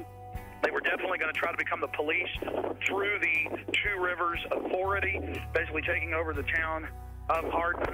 This individual is tied in with high-powered Serb operatives. His dad is some type of high-ranking Serb, Chatar, but he won't give anybody else his name. Then you have this Hilton character. Again, that's a fake name. He's Serbian. There are German troops here, German paramilitaries, British paramilitaries, but they're keeping back from us deeper in the facility. Yes, I am in one of the black Mercedes-Benz SUVs inside the detention center. Becky is going to be, I'm going to be using the phone as a microphone so she can give us a live report. Becky, what about Blackwater connections? We've been hearing a lot about that, and the company and in several places has bragged that they have Blackwater connections. I've heard so many names that it's just absolutely phenomenal to me. We're not disclosing the name of our parent company, and that's it. We're not disclosing the name of our parent company. We stand alone. Oh, there's a parent company. Well, there is a parent company of American Police Force. There is an umbrella company. American Police Force stands alone as a corporation, and we are American Police Force. We are who we are. But if it's a secretive group owned by a secret group and it's headed by a 14-time felon, and then they were putting police decals on their vehicles the first few days, I mean, don't people have a right to be a little bit concerned about this, Becky? There are newscasts for saying they wanted this to be Guantanamo Bay West. That was on CNN. That was not American Police Force, and I'd ask you to go back and recheck your sources. That was too. So they've not been requesting to have this as a facility to hold detainees? No, sir. And please, everyone, listen carefully.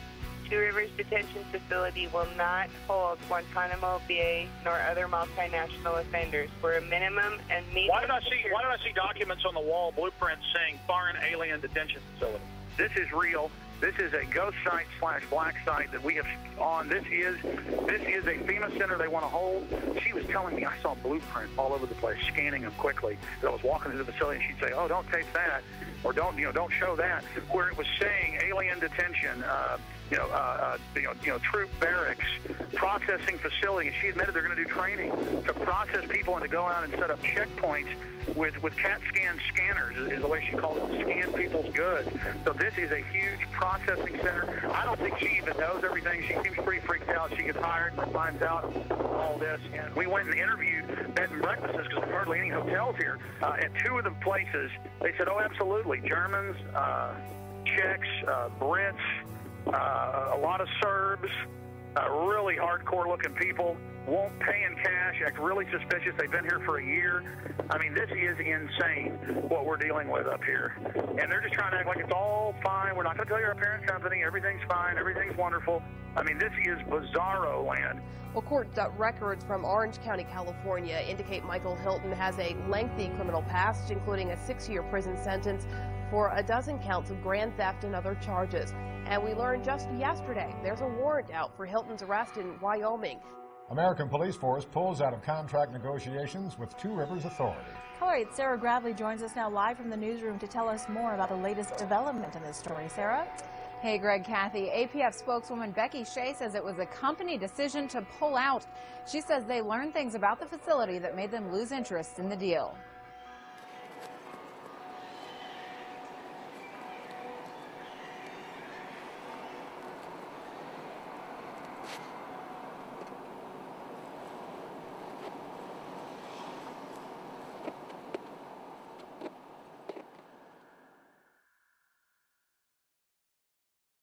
We interrupt our regular program schedule for a special report. Here is Wall Street Journal. KBR awarded Homeland Security contract worth up to $385 million to build 3 1 million person FEMA camps in the United States. It says the ICE detention and removal operations program can be used for illegal aliens and for U.S. citizens and for other emergencies. Here's the New York Times. Halliburton subsidiary gets contract to add temporary immigration detention centers. Just like under Rex 84, the documents came out in the 80s. They said the cover would be for illegal aliens, but it would be really a martial law takeover plan to suspend the Constitution and take over the media. So there's the New York Times we have saved up on prisonplanet.com. Also, George Bush reopened all the Japanese and German prisoner of war camps in the U.S. and put water in, light in, and then just have them set up and ready. That was in the CBS News. Bush to preserve World War II internment camps. So there's that article. Pentagon paying for fake news in the U.S. White House paying for fake news in the U.S. It's now in the tens of billions every year. This is what's going on. The fake news reports they produced and put on radio and TV that were made by the government. I've had Congress people on talking about how it's illegal, the fake news. All of this is being done. Fake polls, everything. How are they preparing the public? When I saw this at the time, I saw Tommy Franks and Cigar Aficionado. I saw Tommy Franks on CNN, Fox, MSNBC go, gee, I'm real sorry about this, but one more big terror attack, we're going to have a military form of government and martial law. I'm real sad about that, but that's what the American people are going to demand. That's the only thing that'll keep them safe. Now, you don't expect him to come out and say, gee, we're going to have a military dictatorship. Militaries throughout history love taking over societies 99% of the time, and America's just been in the exception. No, he's got to introduce it like, gee, shuck, I'm real upset, but it is the only thing that'll keep us safe. The Constitution won't survive a WMD attack. And I said at the time, I said, he is part of the Pentagon's billions in fake news. That's illegal. The General Accounting Office has already ruled that they're paying off reporters and people to go on TV. I said, I bet my bottom dollar Franks is being paid off. Now they're rolling them out in the news. The camps will be for you when you're starving during the collapse of society, which is what the IMF and World Bank have done to countless third world countries, and their own documents say they want to do it here. They have to fully bankrupt you so they can consolidate everything with the tens of trillions of fiat currency they're holding and hoarding of taxpayer money. And then once the riots start, which they're trying to push, they have Zbigniew Brzezinski on MSNBC, we played that the other day, saying, I'm really worried about these bankers. They're going to cause riots nationwide. Millions and millions of unemployed. People really facing dire straits. And we're going to be having that for some period of time before things hopefully improve. And at the same time, there is this public awareness of this extraordinary wealth that was transferred to a few individuals. And you sort of say to yourself, what's going to happen in this society when these people are without jobs, when their families hurt, when they lose their homes and so forth? As if he isn't one of the engineers of it. See, they know they've got revolution on their hands. They know that we did our job warning the people and exposing what was happening and putting all this information out, and people found out it was true. Here it is. This is from my film, The Road to Tyranny. I have 18 hours of this. I have them training all over the country. I have them teaching police to arrest anybody with a get us out of the UN sticker. This is what's been going on. Here it is. You're damn right, because think about the Christians, okay? Do you accept Jesus Christ, your Lord and Savior? No. What did they do? They took your head off. They beheaded you if you didn't accept Jesus Christ, your Lord and Savior. See, this is reality. Yeah, they're terrorists, but the bottom line is to them, they are not. When people are passionate about what they believe in, they become a very difficult enemy to beat. Who was the first terrorist organization in the United States? Who? Founding Fathers. You mean Thomas Jefferson? Look at this guy. He's talking about the founding fathers and people that are committed. He's talking about constitutional terrorists. Before that, the cops are so conditioned. They say, who are the terrorists? Who are the first terrorists? The founding fathers. They all know. They all say founding fathers. They've already been taught this many times. He says that's a very difficult enemy to beat. No, you are the enemy when you become an enemy of the Bill of Rights and Constitution and let foreign bankers take us over. Play it again. The guys who we call our founding fathers, George Washington, Mr. Honest, who cut down the cherry tree and admitted it, is the same guy who signed death orders, if you will, on members of the British government, the British Crown, who they wanted to eliminate because politically they had influence in certain pockets of the United States, at that time the 13 colonies, and they wanted to divide and conquer. They may get a whole lot of civilians, and hey, I'm going to be honest with you, okay? If they killed 10,000 civilians tomorrow with a biological agent, that's too bad for them. You see, it was all about Bush was going to do this. No, Bush was a puppet. Just like Nixon and Carter and Reagan and Bush and Clinton and Bush and Obama, they're just puppets, and we always obsess over them, and the media acts like they're running something. It's the executive power held by the National Security Council. In fact, 3 weeks ago, they had an article about General James Jones and the National Security Council saying they've now taken over continuity of government, even from the executive and Homeland Security, and that this private group runs it all. And then General Jones was in the CFR website writing, I take all my orders from former national security heads, Henry Kissinger and the CFR. I mean, that's why in the last week there have been 4 mainstream news articles that we posted at Infowars.com and PrisonPlanet.com with Bilderberg group members like Etienne Davignon, the chairman of Bilderberg, saying, we set up the European Union, we set up the G20, we've set up the New World Order banking system. I mean, now they're openly bragging it's world government and they run it. But it is the awareness itself that will drive the change. And one of the ways it will drive the change is through global governance and global agreements. But the many business leaders who have been present here are among those taking leadership in other ways. Yet these problems can be overcome by a joint effort in and between our countries. 2009 is also the first year of global governance, with the establishment of the G20 in the middle of the financial crisis. The climate conference in Copenhagen is another step towards the global management of our planet. This is collective action, people working together at their best.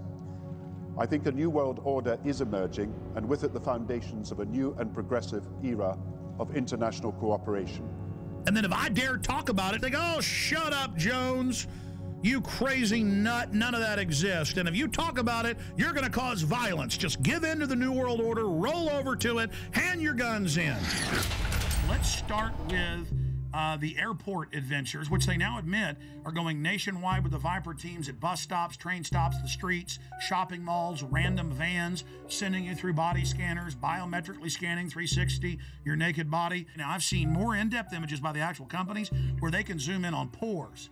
Okay, so they're showing you a low-res image, but totally naked, your family, it's child porn, they don't care. Now, if you take a picture of your 2-year-old daughter in diapers, and this made ABC News and CNN, the children's bottoms weren't even seen, but because the children had towels around them hugging. That was a 3-year-old and 2-year-old. They were arrested. Their children were taken. So that's things that aren't bad are called bad. But then the government recording your naked wife, you, your children, and now they're going in at all major airports, 214, and there people in Houston are being forced through them, but people are refusing and saying, no, you perverts, you're not going to do that. So Aaron Dykes and Rob Dew, back from 6 days of adventure with the police state in Canada and the U.S. Tell us what happened. Well, I got hit up first. This was in D.C. flying to Detroit. Because you got long hair. You get pulled out every time. Some kind of Al Qaeda. But Aaron was already through security, and I walked through, and they go, oh, sir, can you step in here? And I said, so what's that? And they said, oh, this is our RFID scanner. And I said, no, I'm not going in there. And what do you mean? And I said, I'm not going in there. I said, I don't agree with that. And they said, oh, well, it's voluntary. I said, well, good, I'm not doing it. Yeah, but so that's like SeaWorld made you thumbprint at first. It was voluntary. Now it's mandatory. It's like dog training.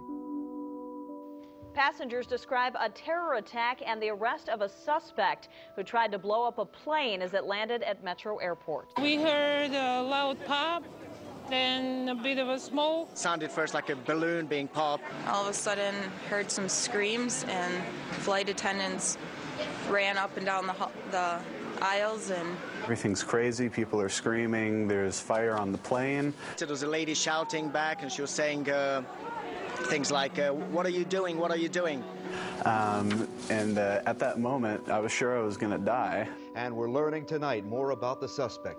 Let's get to Fox News' Andrea Isom. She begins our team coverage. She is live at Metropolitan Airport. Andrea? As the hours go on, you are right. We are learning more about the suspect, and quite frankly, the details are chilling. The man, the menace, 23-year-old Abdul Mudala of Nigeria. Mudala's despicable actions were all on al-Qaeda's behalf. Sources telling Fox News his instructions were to blow up the plane over U.S. soil. The intelligence community knew about Umar Farouk Abdulmutallab weeks ago and failed to spread word that would have put him on the no-fly list. The father of the suspect in the Christmas incident warned U.S. officials in Africa about his son's extremist views. That a report was prepared and it was sent on to the CIA in Langley, Virginia, CIA headquarters, but it was not disseminated to the wider intelligence community. Obviously, when you have a father coming in and talking to the embassy about a son who's radicalized, gives the embassy the passport number, the first thing you would think is a very fast effort to see if the person's got a visa and suspend the visa. One of the things you don't know about is the number of people that we have turned away because their name has been on the watch list or on the no-fly list. Only my mom could, but not me and my dad, because both me and my dad are on the watch list.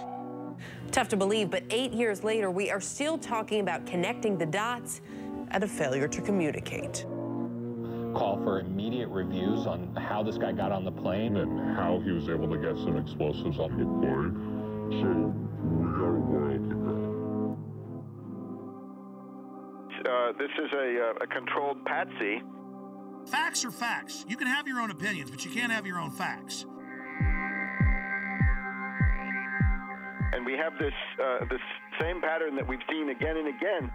We have these individuals that have very limited mental equipment, but nevertheless they're able to work miracles. In other words, they can do things that a normal person would never be able to do. You'd be arrested, you'd be questioned, you'd be searched, you'd be stopped in some way. He gets out of countries, he's disheveled, looks like he's drugged, stumbling around. I mean, this is classic. He doesn't get on any serious list for scrutiny or special search. And then we have this famous story of the well-dressed Indian who accompanies him. I saw two men, and they caught my eye because they seemed to be an odd pair. One was what I would describe as a poor-looking black teenager around 16 or 17, and the other man, a age 50-ish, wealthy-looking Indian man, and I was just wondering why they were together. Kind of strange. And I watched them approach what I would call the ticket agent, the final person that checks your boarding pass before you get on the plane. He gets from one plane to another thanks to this patsy minder, a patsy chaperone or patsy monitor. The only person that spoke was the Indian man, and what he said was, this man needs to board the plane, but he doesn't have a passport. And the ticket agent responded, well, if he doesn't have a passport, he can't get on the plane. To which the Indian man responded back, he's from Sudan, we do this all the time. And the ticket agent said, well, then you'll have to go and talk to my manager. And she directed them down a hallway. And that was the last time that I saw the Indian man, and the black man I didn't see again until he tried to blow up our plane. Then I'd be interested to see, is there a passport? Won't the FBI please show us a passport if there is one? They won't release the videos from Amsterdam. I mean, this is suspicious. Oh, yes. I think it's beyond suspicious. It's a clear case of a patsy. So he's a controlled asset. And, of course, it's not a matter of failure to connect the dots. We're hearing all about the unconnected dots. No, this is the desired outcome. Let me just point out a couple of other things here. We're told that this alleged bomber, right, Knicker bomber, whatever they call him, he was in contact with this character Awlaki in Yemen. And, of course, this Awlaki, I call him Awlaki the CIA lackey. Awlaki the lackey, and remember, he's a CIA lackey. He's a double agent, a triple agent, if you want. He is used as a kind of beacon to recruit patsies across the world, and they can only sheep dip somebody like Major Hassan. If they want to say, you're linked to Al-Qaeda, they just have you exchange a few emails with this Al-Awlaki, and that's what he's good for, right? He goes back to 9/11 and Hani Hanjour.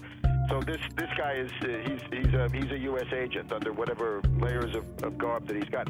The other thing is, how was this young patsy Omar Farouk Muttalib? How is he radicalized? And I think we're getting some pretty good indications that it's this Brixton Mosque, Finsbury Mosque axis in London, the school for patsies, the British patsy. Which, by the way, 6 months ago, I remember it, you predicted we'd see plane bombings out of that mosque. This is not so hard to do. Remember Richard Reed, mentally retarded vagrant who was sleeping on the floor of Brixton Mosque, I think. He was given the same PETN explosive by somebody, so that's what this Omar Farouk was given then, allegedly, once again in Yemen. So you can see it fits together, and it all comes from these same places. There are reports today that the Christmas Day body bomber met with an American-born radical cleric, Anwar al-Awlaki. He's believed to be living in Yemen, al-Awlaki is. He's not only been linked to al-Qaeda in the past, but he reportedly exchanged emails with the suspected Fort Hood shooter, Nidal Hassan, before that shooting massacre in Texas. I would also point out that the security company at Schiphol Airport is ICTS, which is a Israeli-owned firm. They were the same firm that allowed Richard Reed, the shoe bomber, to board the flight, the American Airlines flight to Miami. Same explosive material was found in his shoes as was found in Mr. Muttalib's underwear. They ignored the threats on purpose. Obviously, this, we had a lot of people sitting at home over the Christmas holidays, families gathered around a television set. Another terror attack, huge problems for travel now. When we talk about screenings at the airport and other protective mechanisms along the way, what should we be doing that clearly we're not? The scanning machines that we currently are beginning to deploy in the U.S.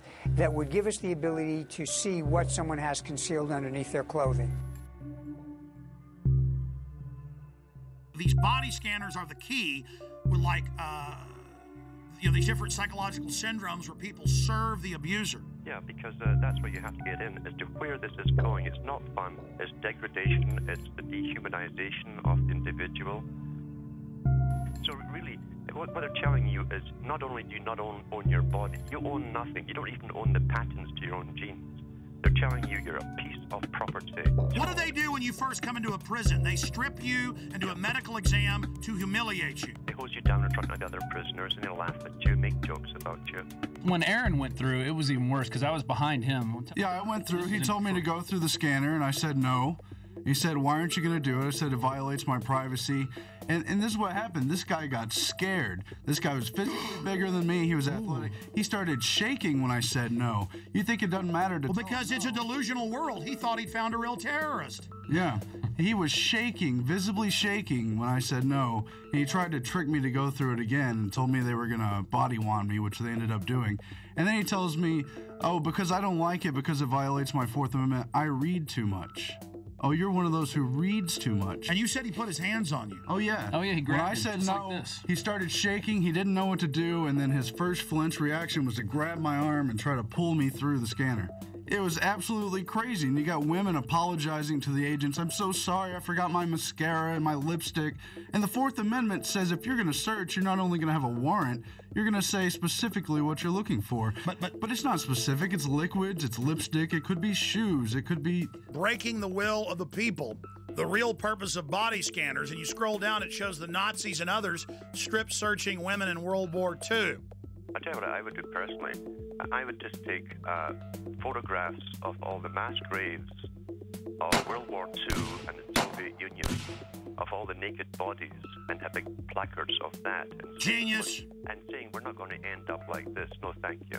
Great idea, pointing out that they always strip you down before they kill you. I mean, it's a real act of submission. Do you agree with me that this, telling everyone you will be naked body scanned, is a key point in our conditioning and we must resist it? Oh, absolutely, absolutely. It's an ongoing process of personalization, dehumanization, and getting the public to accept the fact that they're nothing but cattle.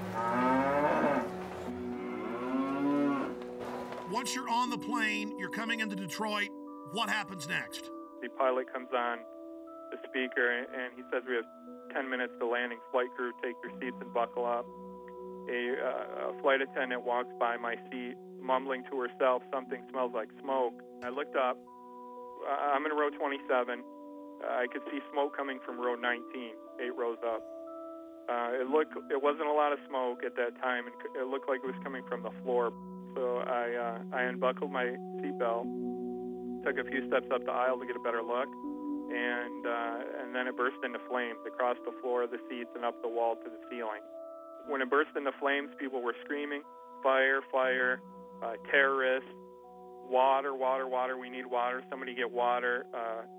Flight attendants were screaming. The pilot comes on the intercom and says, "Emergency landing," and starts speeding up.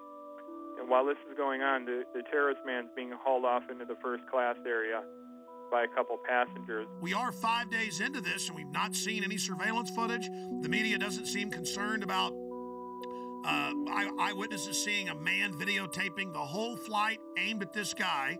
When we first took off, I noticed about 10 seats ahead of us to the left-hand side, he had a camcorder, and I didn't think much of it. I thought maybe this was his first flight and was just excited. And then when the actual incident occurred, I looked up, and he was the only one standing and filming the entire thing. That's obviously an accomplice or a handler or something.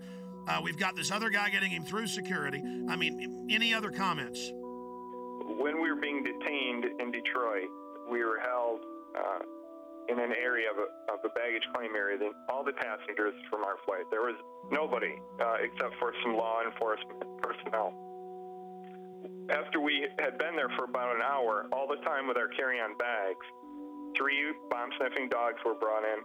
One of them sat down by the bag that was brought in by the man in orange. He had an orange. He appeared to be of Indian or Pakistani or some similar descent, maybe around age 30. He was walked back to a room, not in handcuffs. He went in the door. He was in there approximately an hour. When he came out, he was handcuffed, taken away. An FBI officer came up to the group of the rest of us passengers and said the following, which is not exact but close: "You're being moved to another area. It's not safe here. I'm sure all of you saw what just happened and can figure out why you're being moved." We were taken to a customs area, and they brought bomb dogs in, checked all the luggage with that. Another person was taken aside and handcuffed and brought out, and we were moved into another room for safety reasons, they told us. My story on this has been the same all along, and the FBI now has 5 versions of their story, which I clearly lay out with a time period and with each version, and they're not credible. There is absolutely no excuse for the reason why. Number one, we were left on the plane for 20 minutes, not knowing if there was another bomb there. Number 2, security allowing us to take our carry-on bags off the plane, and we stood there with all of our bags together for an hour until the bomb-sniffing dogs arrived. And then, after they found one, well, then we're moved to another area, and now they don't want to talk about the man who was taken away. You were there. They didn't stop him for immigration violations. The dog went over and sat down in front of his bag, the alert for explosives. Right, exactly. Unless this is a passport-sniffing dog. This is a huge story, one of the biggest out there. The FBI is on this full time. They know what's going on. Why are they being dishonest? And how do we investigate this when the investigators themselves are engaged in clear obstruction of the truth?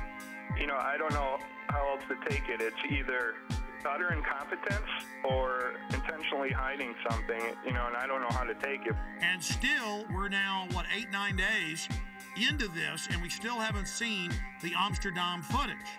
Well, and also, why aren't we seeing the video of when he's going through metal detector, passport check, and boarding? This is a modern airport. You would think they would have video of all this of some sort. They didn't say, "Oh, we'll look at that." They just said, "No, there was no one helping him," which is very suspicious, instead of just putting the footage out. If somebody robs a bank or holds up a gas station, well, there's video footage of the incident on the 11 o'clock news, usually that very night. If I'm not correct, well, show the video. What are you hiding?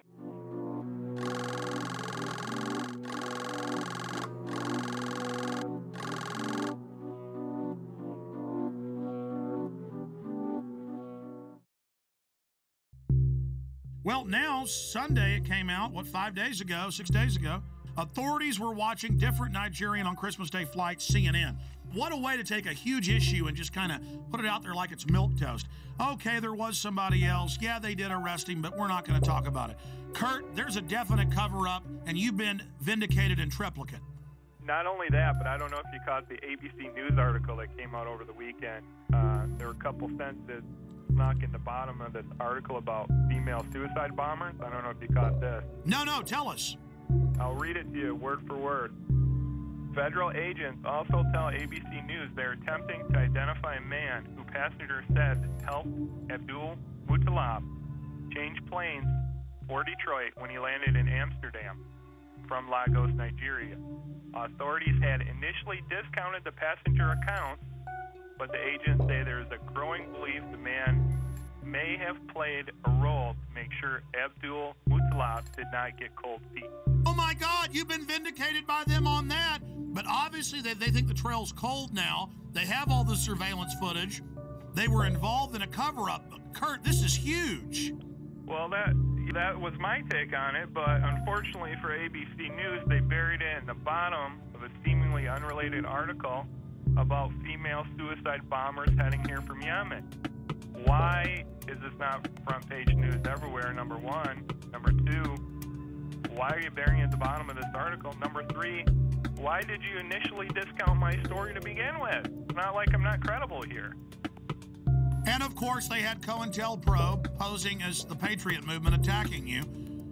All the usual suspects. I mean, it never ends, Kurt. We are, of course, going to get into the top story today. In plain view, as if it's no big deal, DetroitNews.com. Okay, it was a U.S. government agent that was the smart-dressed man that led Umar Farouk al-Matab, or the underwear bomber, on to the aircraft in Amsterdam. After a month plus of lying and saying that no such man existed, and saying no one else was pulled off the plane in Detroit, supposedly with a bomb. Now they've admitted that happened as well. Kurt Haskell, the lawyer, and his lawyer wife, they've both on record have been proven right with other witnesses. And you add how they were already getting in Yemen. That's now confirmed, Washington Post. They were planning to already launch a bigger attack, 2,000 troops there. And then right on time, right as the body scanners were scheduled to go in January nationwide. That was already scheduled, folks. They're saying on the news, oh, now we're doing this. Now, I went and looked it up. They were scheduled to go in the additional 214 airports. They were in less than 20. So although we have acquired these machines, they are not as widely deployed as they should be. In your current role as a consultant, do you have an interest in body scanners? We consult with all kinds of firms, including firms that do manufacture body scanners. You do have some interest in more sales of body scanners. As well as a lot of other security measures. But I would point out that I've talked about this for probably the last 3 years. Read what the scanners do to your body. And the TSA guys, again, you need to know why you're going to be dying in 5 years of cancer. Go ahead. And then we find this article about terahertz waves, which is what they use to do this scanner. This came in today.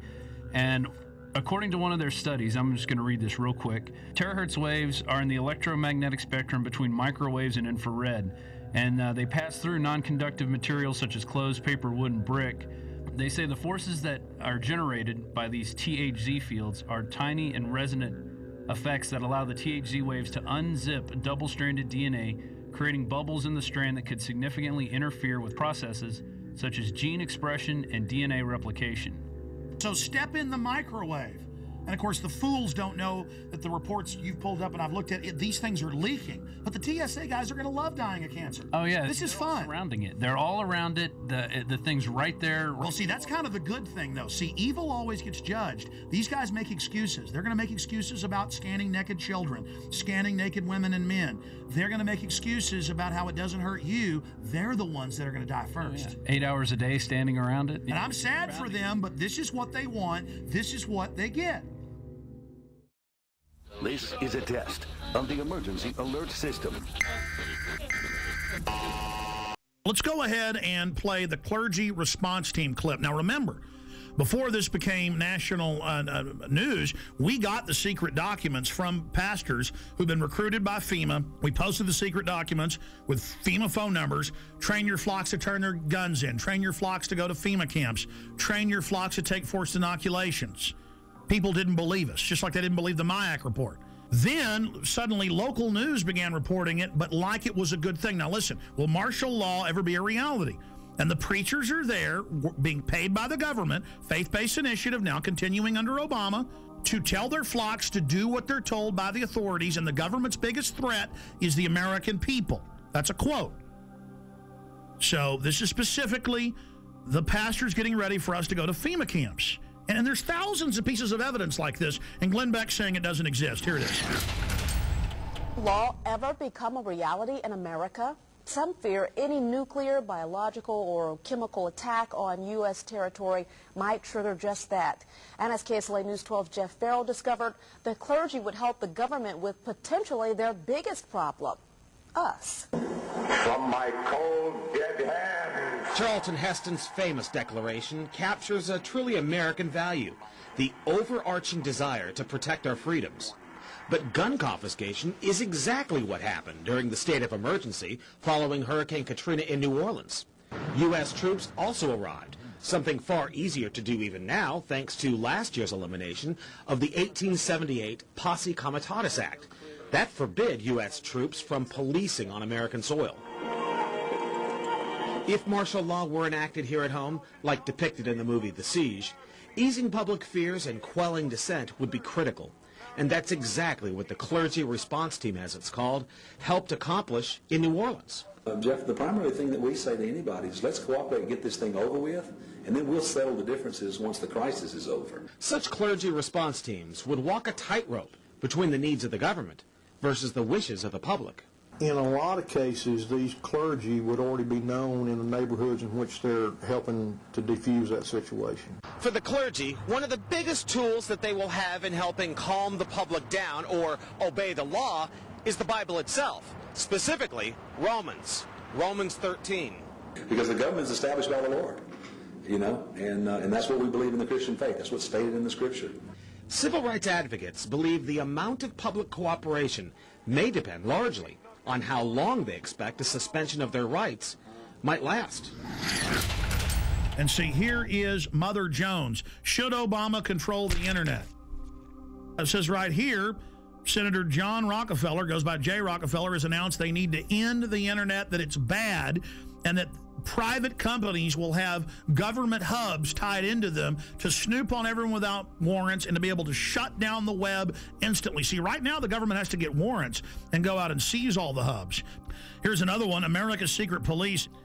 Intelligence experts warn the proposal to merge two Pentagon intelligence units could create an ominous new agency. And the head of cybersecurity just resigned 3 weeks ago, saying the Pentagon and Homeland Security are taking over the internet and it's a threat to freedom in America. So their own guys quitting, saying this takeover is happening. All the radio and TV in the nation under the emergency alert system in '96, under a federal law and executive order, FEMA is wired into the transmitters themselves and cable to take over all the systems and broadcast anytime they want. Before, the stations would tune to a signal themselves. Now that's out of their hands.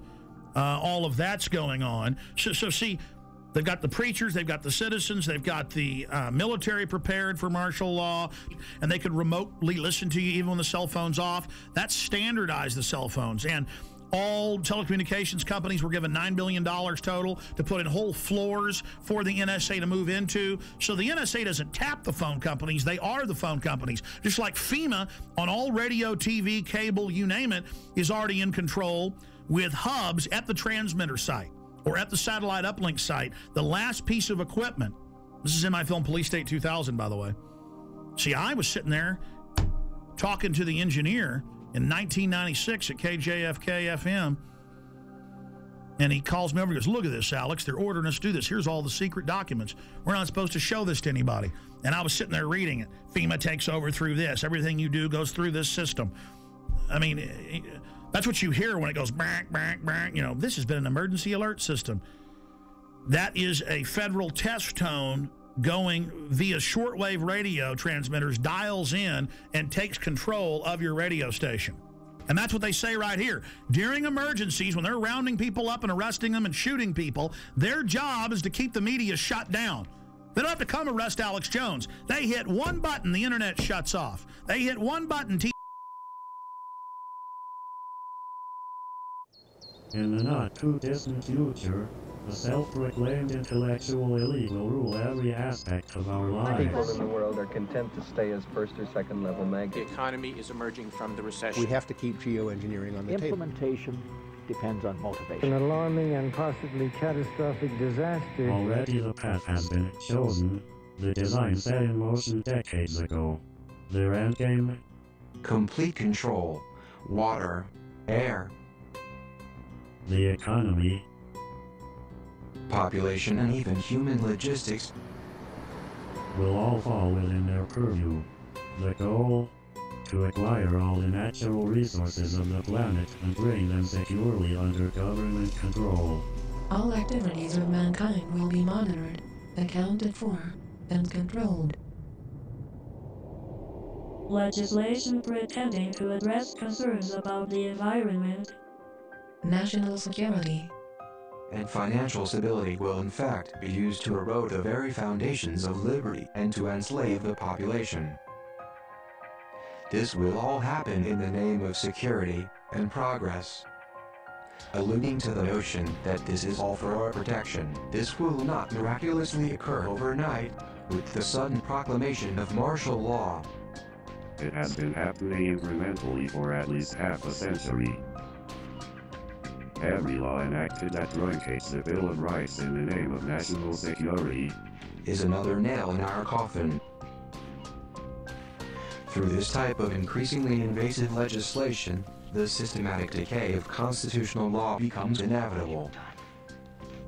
Thousands of years of building and rebuilding, creating and recreating so you can let it crumble to dust. Leaving our essential rights neutered and impotent. The Bill of Rights is reduced to a quaint antique, collecting dust in a library somewhere, retaining all the potency of a fairy tale.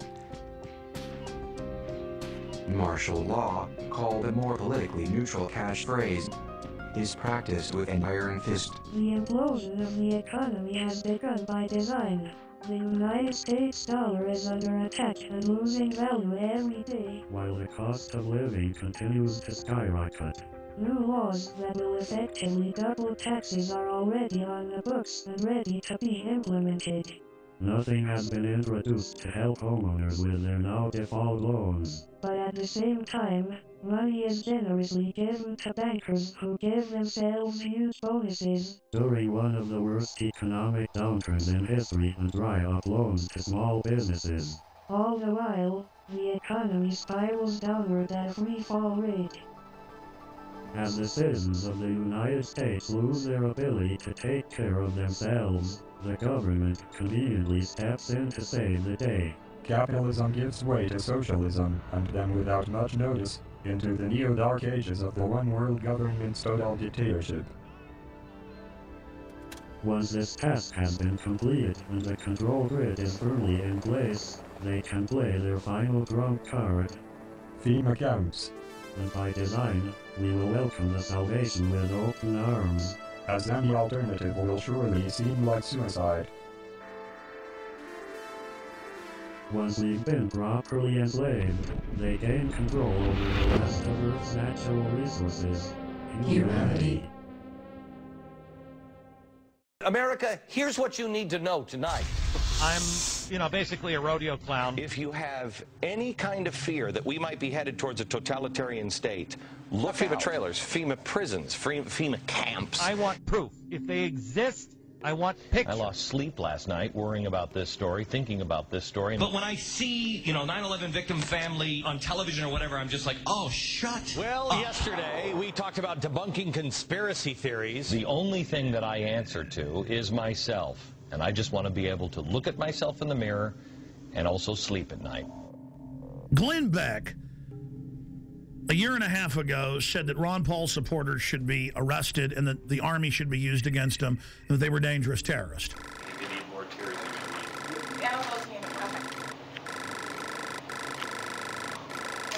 your eyes open. I know it's probably like impossible. Or that's what I'd have you believe. You know, it took me about a year to start hating the 9/11 victims' families. I don't hate all of them. I hate probably about 10 of them. Any of these 9/11 truthers who I've been telling you for years are dangerous. Guy Fawkes. This guy was a British terrorist who tried to overthrow the government by blowing up Parliament and killing everybody in it. Paul's supporters called the donations, and I'm quoting, a money bomb. It's really not the way I would go, you know, tying my movement in with a historical terrorist attack. You're right. There's a strain of isolationism and anarchy in the American tradition, which Ron Paul is tapping into. I think it's very significant that he chose Guy Fawkes. There are plenty of, unfortunately, libertarian websites which are indistinguishable from the anti-American left these days. Yeah. So, totally in bed with the Islamo-fascists and have turned against this country. Turned against this country. This country. Where am I wrong? The Ron Paul Revolution. I think it's meant to be a catchy slogan, but I fear some of his fringe supporters are taking the word revolution too literally. What Glenn Beck is saying is a talking point being given out to the media. And this is going to drive the conspiracy theorists crazy. Let me out. I have this. They're making me say this. Help. Because we were seeing Bill O'Reilly and Sean Hannity say it. We were seeing CNN hosts say it. We were seeing Joe Scarborough say it. And I said, that's a talking point.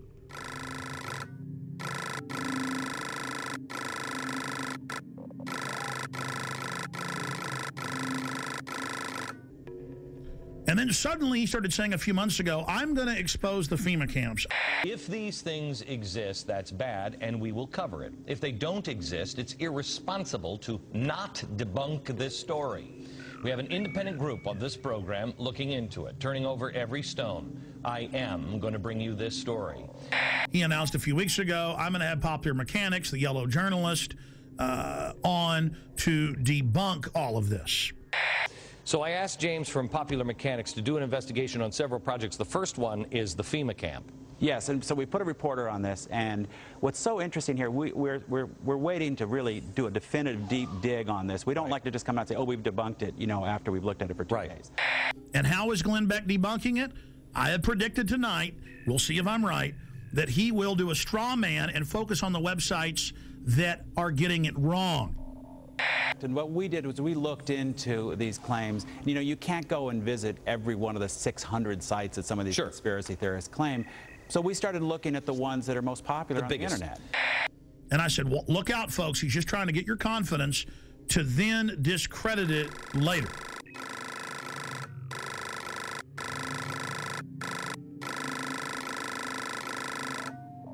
We mailed letters to Glenn Beck. I know people that work in his office. I contacted him and I said, here's the proof. If he wants it, we stand by to work with Mr. Beck if he isn't going to come out next week and say arrest all of us, basically like he was doing a year ago. First of all, on the FEMA prison thing, I know we've been in contact with your office, and we would appreciate any help that you have. I want to make sure we're turning over every stone on anything, because there's a lot of crazy stuff that is being said about these things. And because Beck says he's been doing months of research, and they've been having trouble finding it. He's doing research, but he can't ever bring any facts, and he makes little jokes about, ooh, the government's going to get me, or, oh, I'm being censored on Fox, and calls us conspiracy theorists. And I'm predicting Glenn Beck is going to attack us this way. They're going to show the 1990s video of the closed-down Amtrak train system up by Chicago.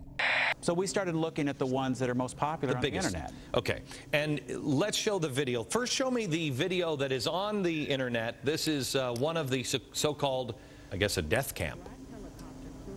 This is something where they're showing a so-called concentration camp. These are turnstiles.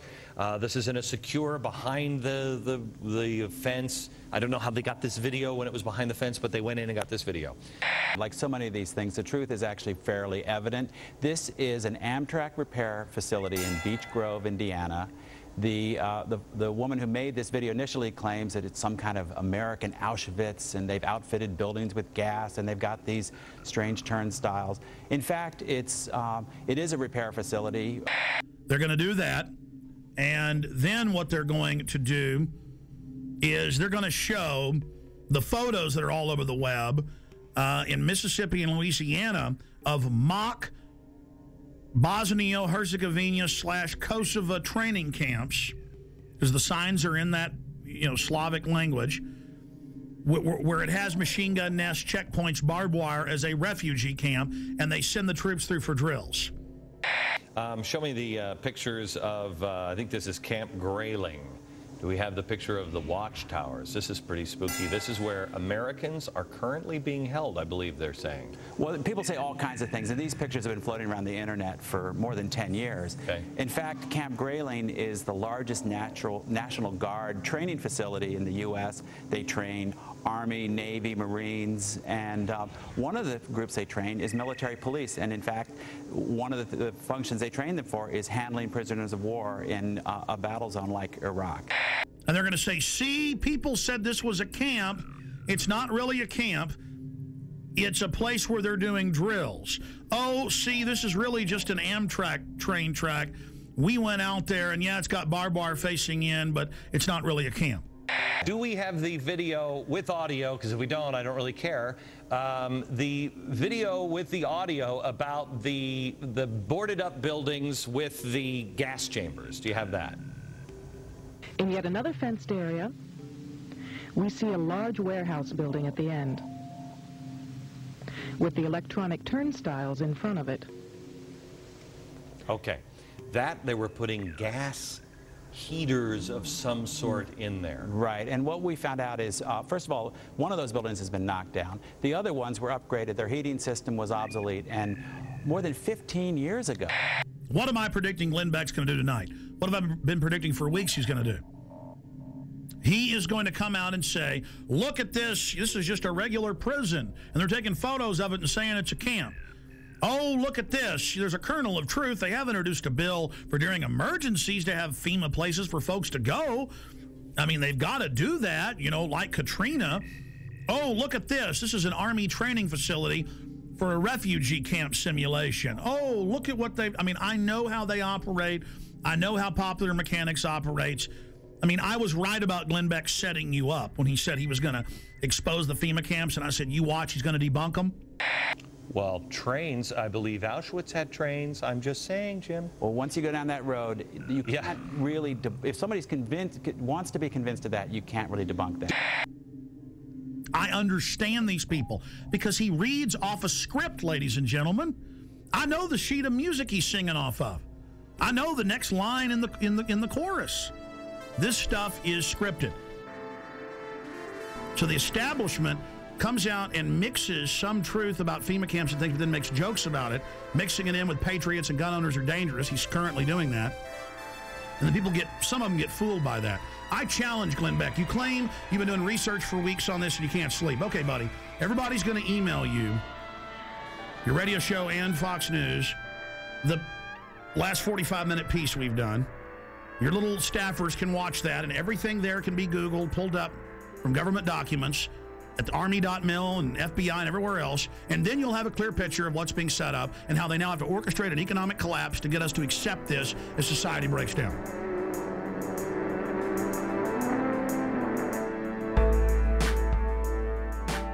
If Glenn Beck wants to know if the FEMA camps are real or not, all he has to do is go to the Army War College, the Army.mil website, the Army Times, and they say, and it's been all over the Phoenix newspapers, the police say they're ready to work with the military against the people, that their new mission is fighting the American people physically. Chaos is hanging around, put your ear to the ground, and shudder from the sound. The death machine ain't slowing down, it's gaining pound for pound. A gas mask is the couture in the summer of rage. They're building mass graves within the states. You and I, they'll vaccinate. They're preparing us for an all-out police state.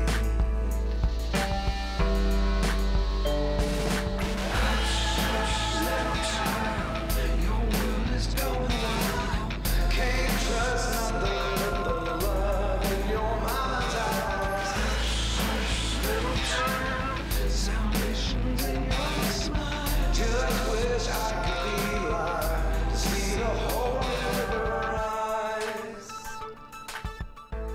They state that Congress has no authority during emergencies and the president's basically absolute dictator. When Congress wanted to see the detailed documents, they were told you're not allowed to under national security. When Congress is co-equal to the president, that is dictatorship. Your world is going